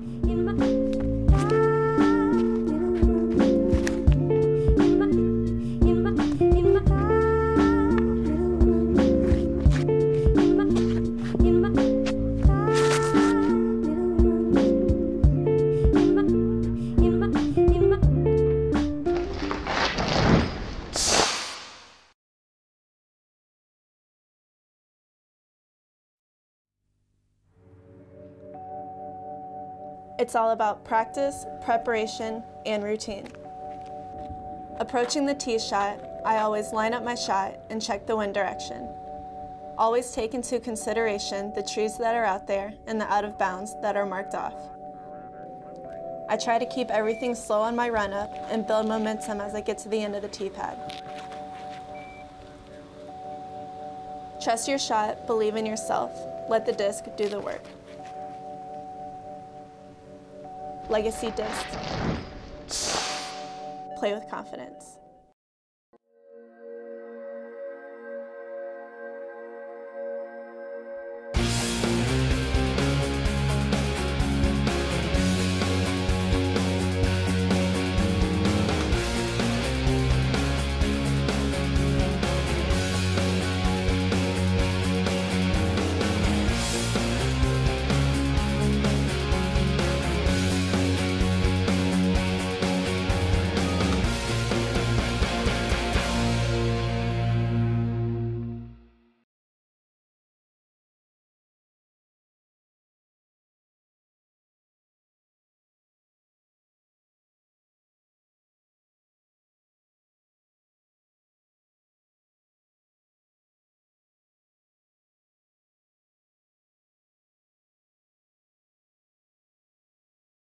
Steve Rico's trying his hyzers again. I think he might be. Ulibarri, rapid fire. Approach turns that one over just a little bit too much. The champ going for the hyzer. This is one a looks shot. Like this is There it is. There it is. Oh, just a little bit short. All right.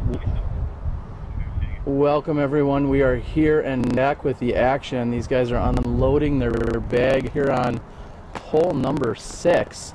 Disc Golf Black Market wants to give away $500 extra today.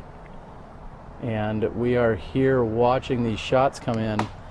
And they have thrown about a dozen or so shots so far total. And no one has capitalized, but this is coming in nice.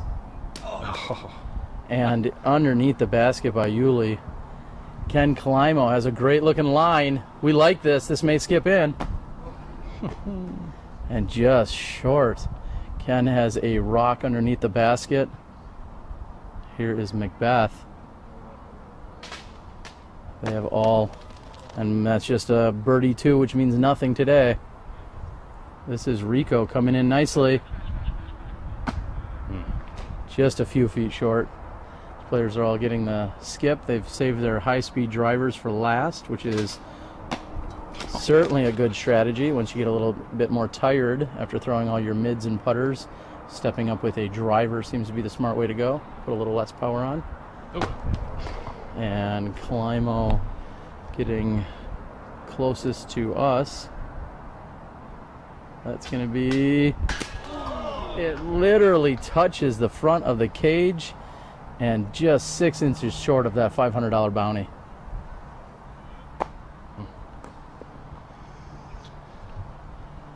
And another nice looking hyzer shot. Again, just a few feet short.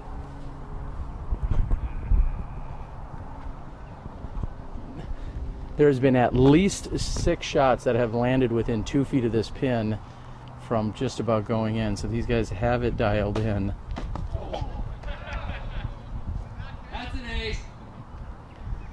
And here comes Steve Rico. Just a bit short. Paul Ulibarri hunting down that 500.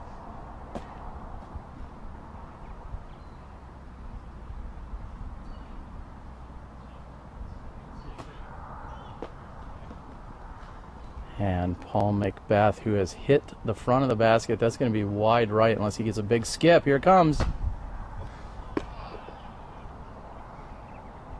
And these players have to be running out of discs. I think this is definitely advantage Rico. That's just over it. Rico carrying the most discs of any player out here today, so certainly an advantage here. Off the skip, Paul's shot hits the pole. Climo's going to be just short on that attempt. Rarely do players get to simply unload their bags for 5. This is it. That's in. Oh, and just underneath the basket. Literally inches from going in. This is maybe deep. The infamous Aqua Rampage by Steve Rico. If these guys only knew just how close some of these shots were coming in. Here's Kenny with what looks to be his T-bird that needs to just flatten.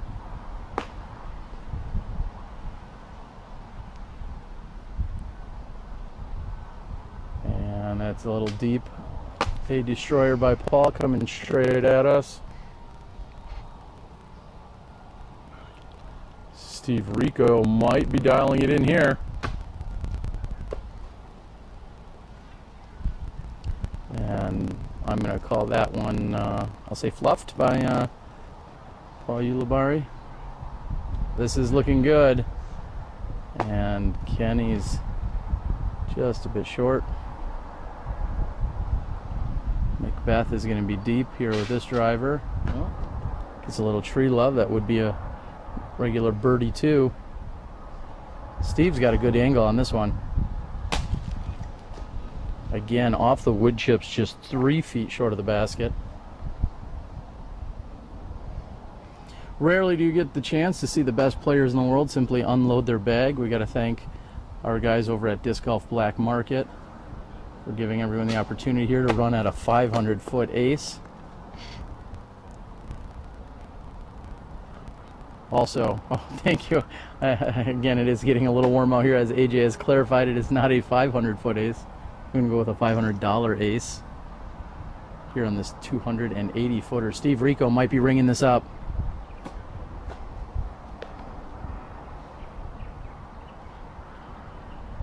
I'd like to thank all of you that tuned in to Smashbox.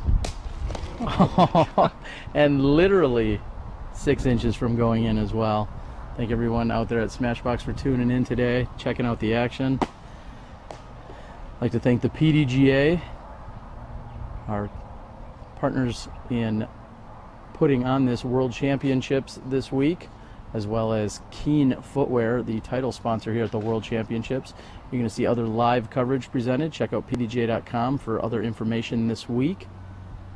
As for us here at SmashBoxxTV, we are very excited that we will be bringing you action from the Ledgestone Insurance Open later in the year. Also working on a number of events. We'll be at the Mad City Open in Madison, Wisconsin in just a couple weeks. As Paul lands under the basket. So the Mad City Open at the end of, nearing the end of August, I should say. Ledgestone Insurance Open in the middle of September.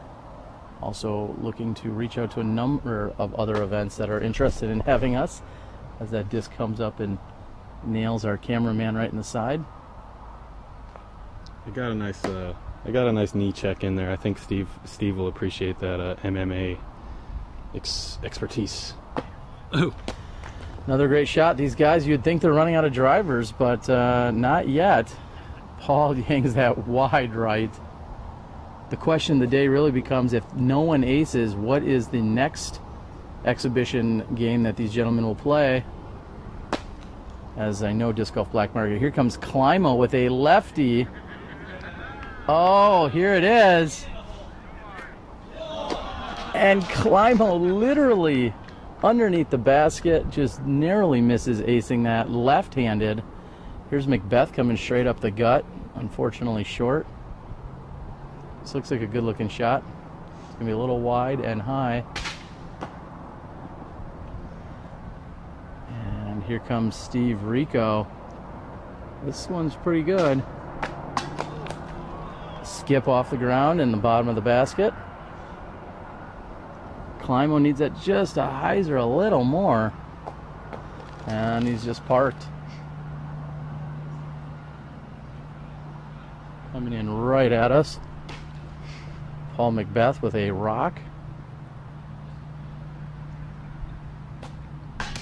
And another one by Steve Rico just off the front of the basket.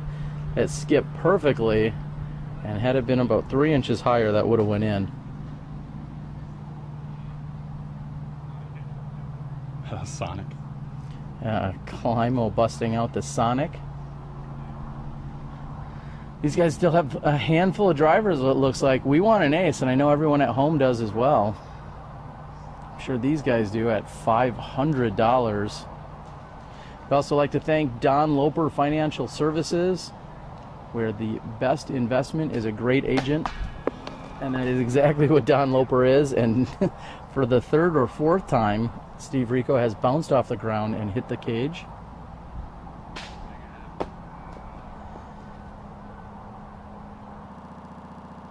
Of course, we'd like to thank the guys over at Legacy Disc who have been supporting us all year long with our live broadcast coverage. And Steve Rico looking for a skip shot.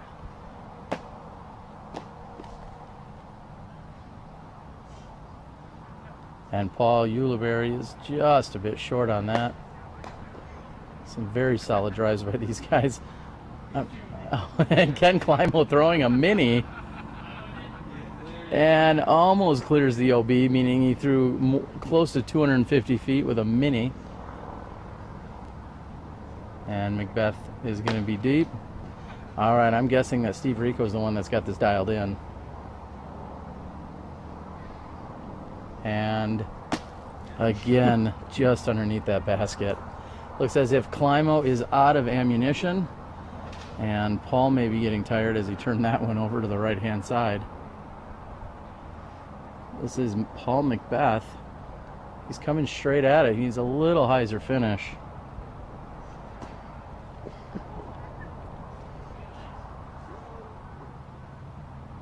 Here we go. And another nice shot, unfortunately just a bit deep.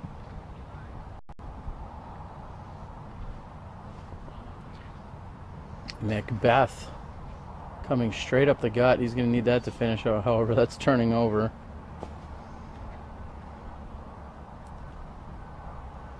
And Rico's is going to be short and left on that attempt. Again, Paul has hit the basket 3 times at least after skipping it off the ground. Correction, Steve has hit the basket at least 3 times. I'm not sure if that was a paper plate that Paul had just thrown. However, that was very understable, whatever it was. And this may be it. Oh.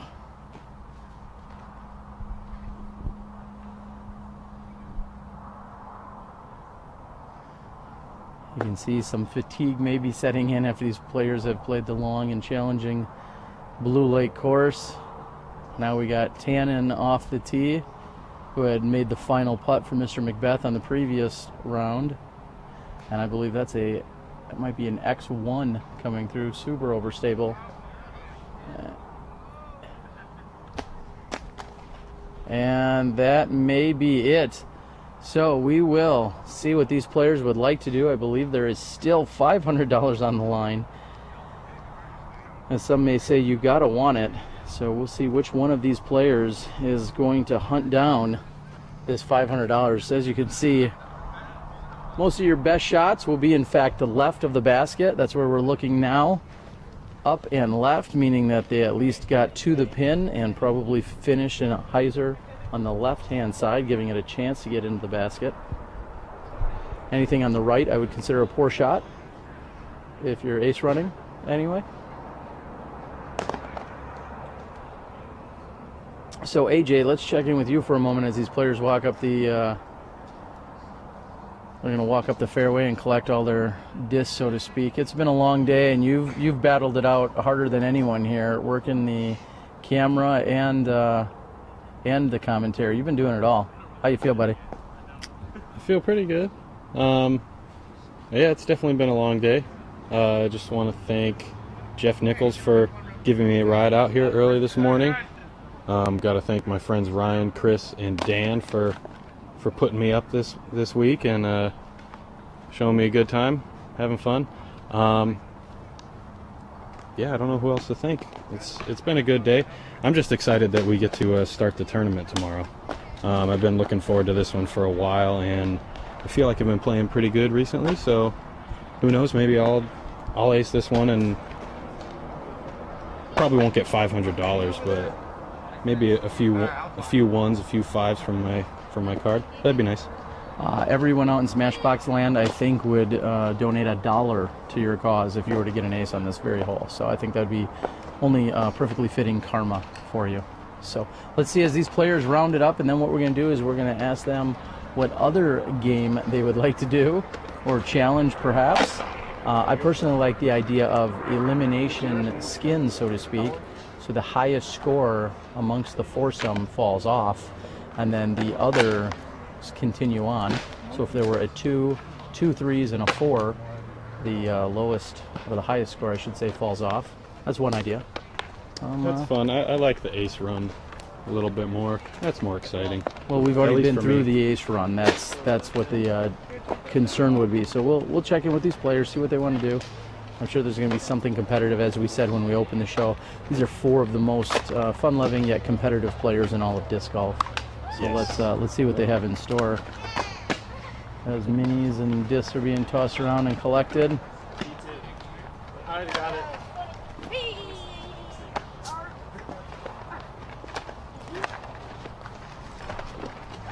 My little mini one. Dr. Shark. I did. And again, we want to thank everyone that is tuned in, has been watching our action out here today. I know it's been a less than conventional finish here, which is exactly what we were going for. And thanks to all the guys over at Disc Golf Black Market and the rest of the crew at Legacy Discs.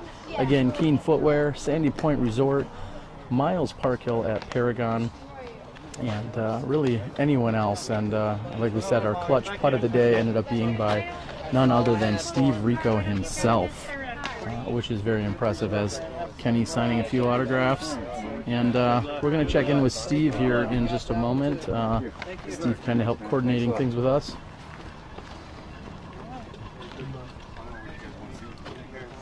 Steve. And we're going to move over here and have a quick conversation. Steve, that was a pretty, well, it was a lot of fun to watch, and I counted at least 3 that skipped off the ground and then hit some kind of metal by you alone. Almost dialed in, buddy. Yeah, I was dialing it in. I had a bunch of cannons there, so they were all pretty close to the same flight, so I kept hitting that same line. I just couldn't get one to go in there. So is it your consistent throwing, or is that just the caliber of plastic that you guys are putting out, that there's so much consistency from throw to throw with your cannons? A little bit of both, you know. I've been working hard on my game, and we work hard on our plastic too. So you do. Good answer. Very nice job over there at Legacy. Now, this was sponsored by Disc Golf Black Market, the ace throw-off, so to speak. And is there any more fun games that we got planned? I know we got $500 to give away. What's the plan? Or I don't know. I think we're all pretty burnt out. We might just split it up between us. So. All right. Well, you guys have battled it out strong and hard today. Everybody deserves a break, and we wish you the best of luck. Anything you'd like to say to anyone that's been out there watching? I just want to thank all you guys once again for tuning in and supporting the broadcast, and look forward to some good play this week from some of the top pros. And thanks again. Play with confidence. All right. Well, there you have it again. I'm Terry Miller, the Disc Golf Guy. It has been a long and grueling morning already. We're going to go get our free Keen shoes a little later this afternoon, as these guys we all have our player meeting for your PDGA World Championships taking place the rest of the week. We've got 2-time defending world champion Paul McBeth. We wish him the best of luck, as well as Kenny going after his 2nd Masters title, and Paul and Steve, who have constantly been in the hunt here at the Worlds. We wish them all the best of luck. So, for Steve Rico here at Legacy Disc, and Terry Miller, the Disc Golf Guy, Johnny V back at home working the controls, and AJ here on the camera, we'd like to thank everyone for tuning in, and as Steve Rico says, play with confidence.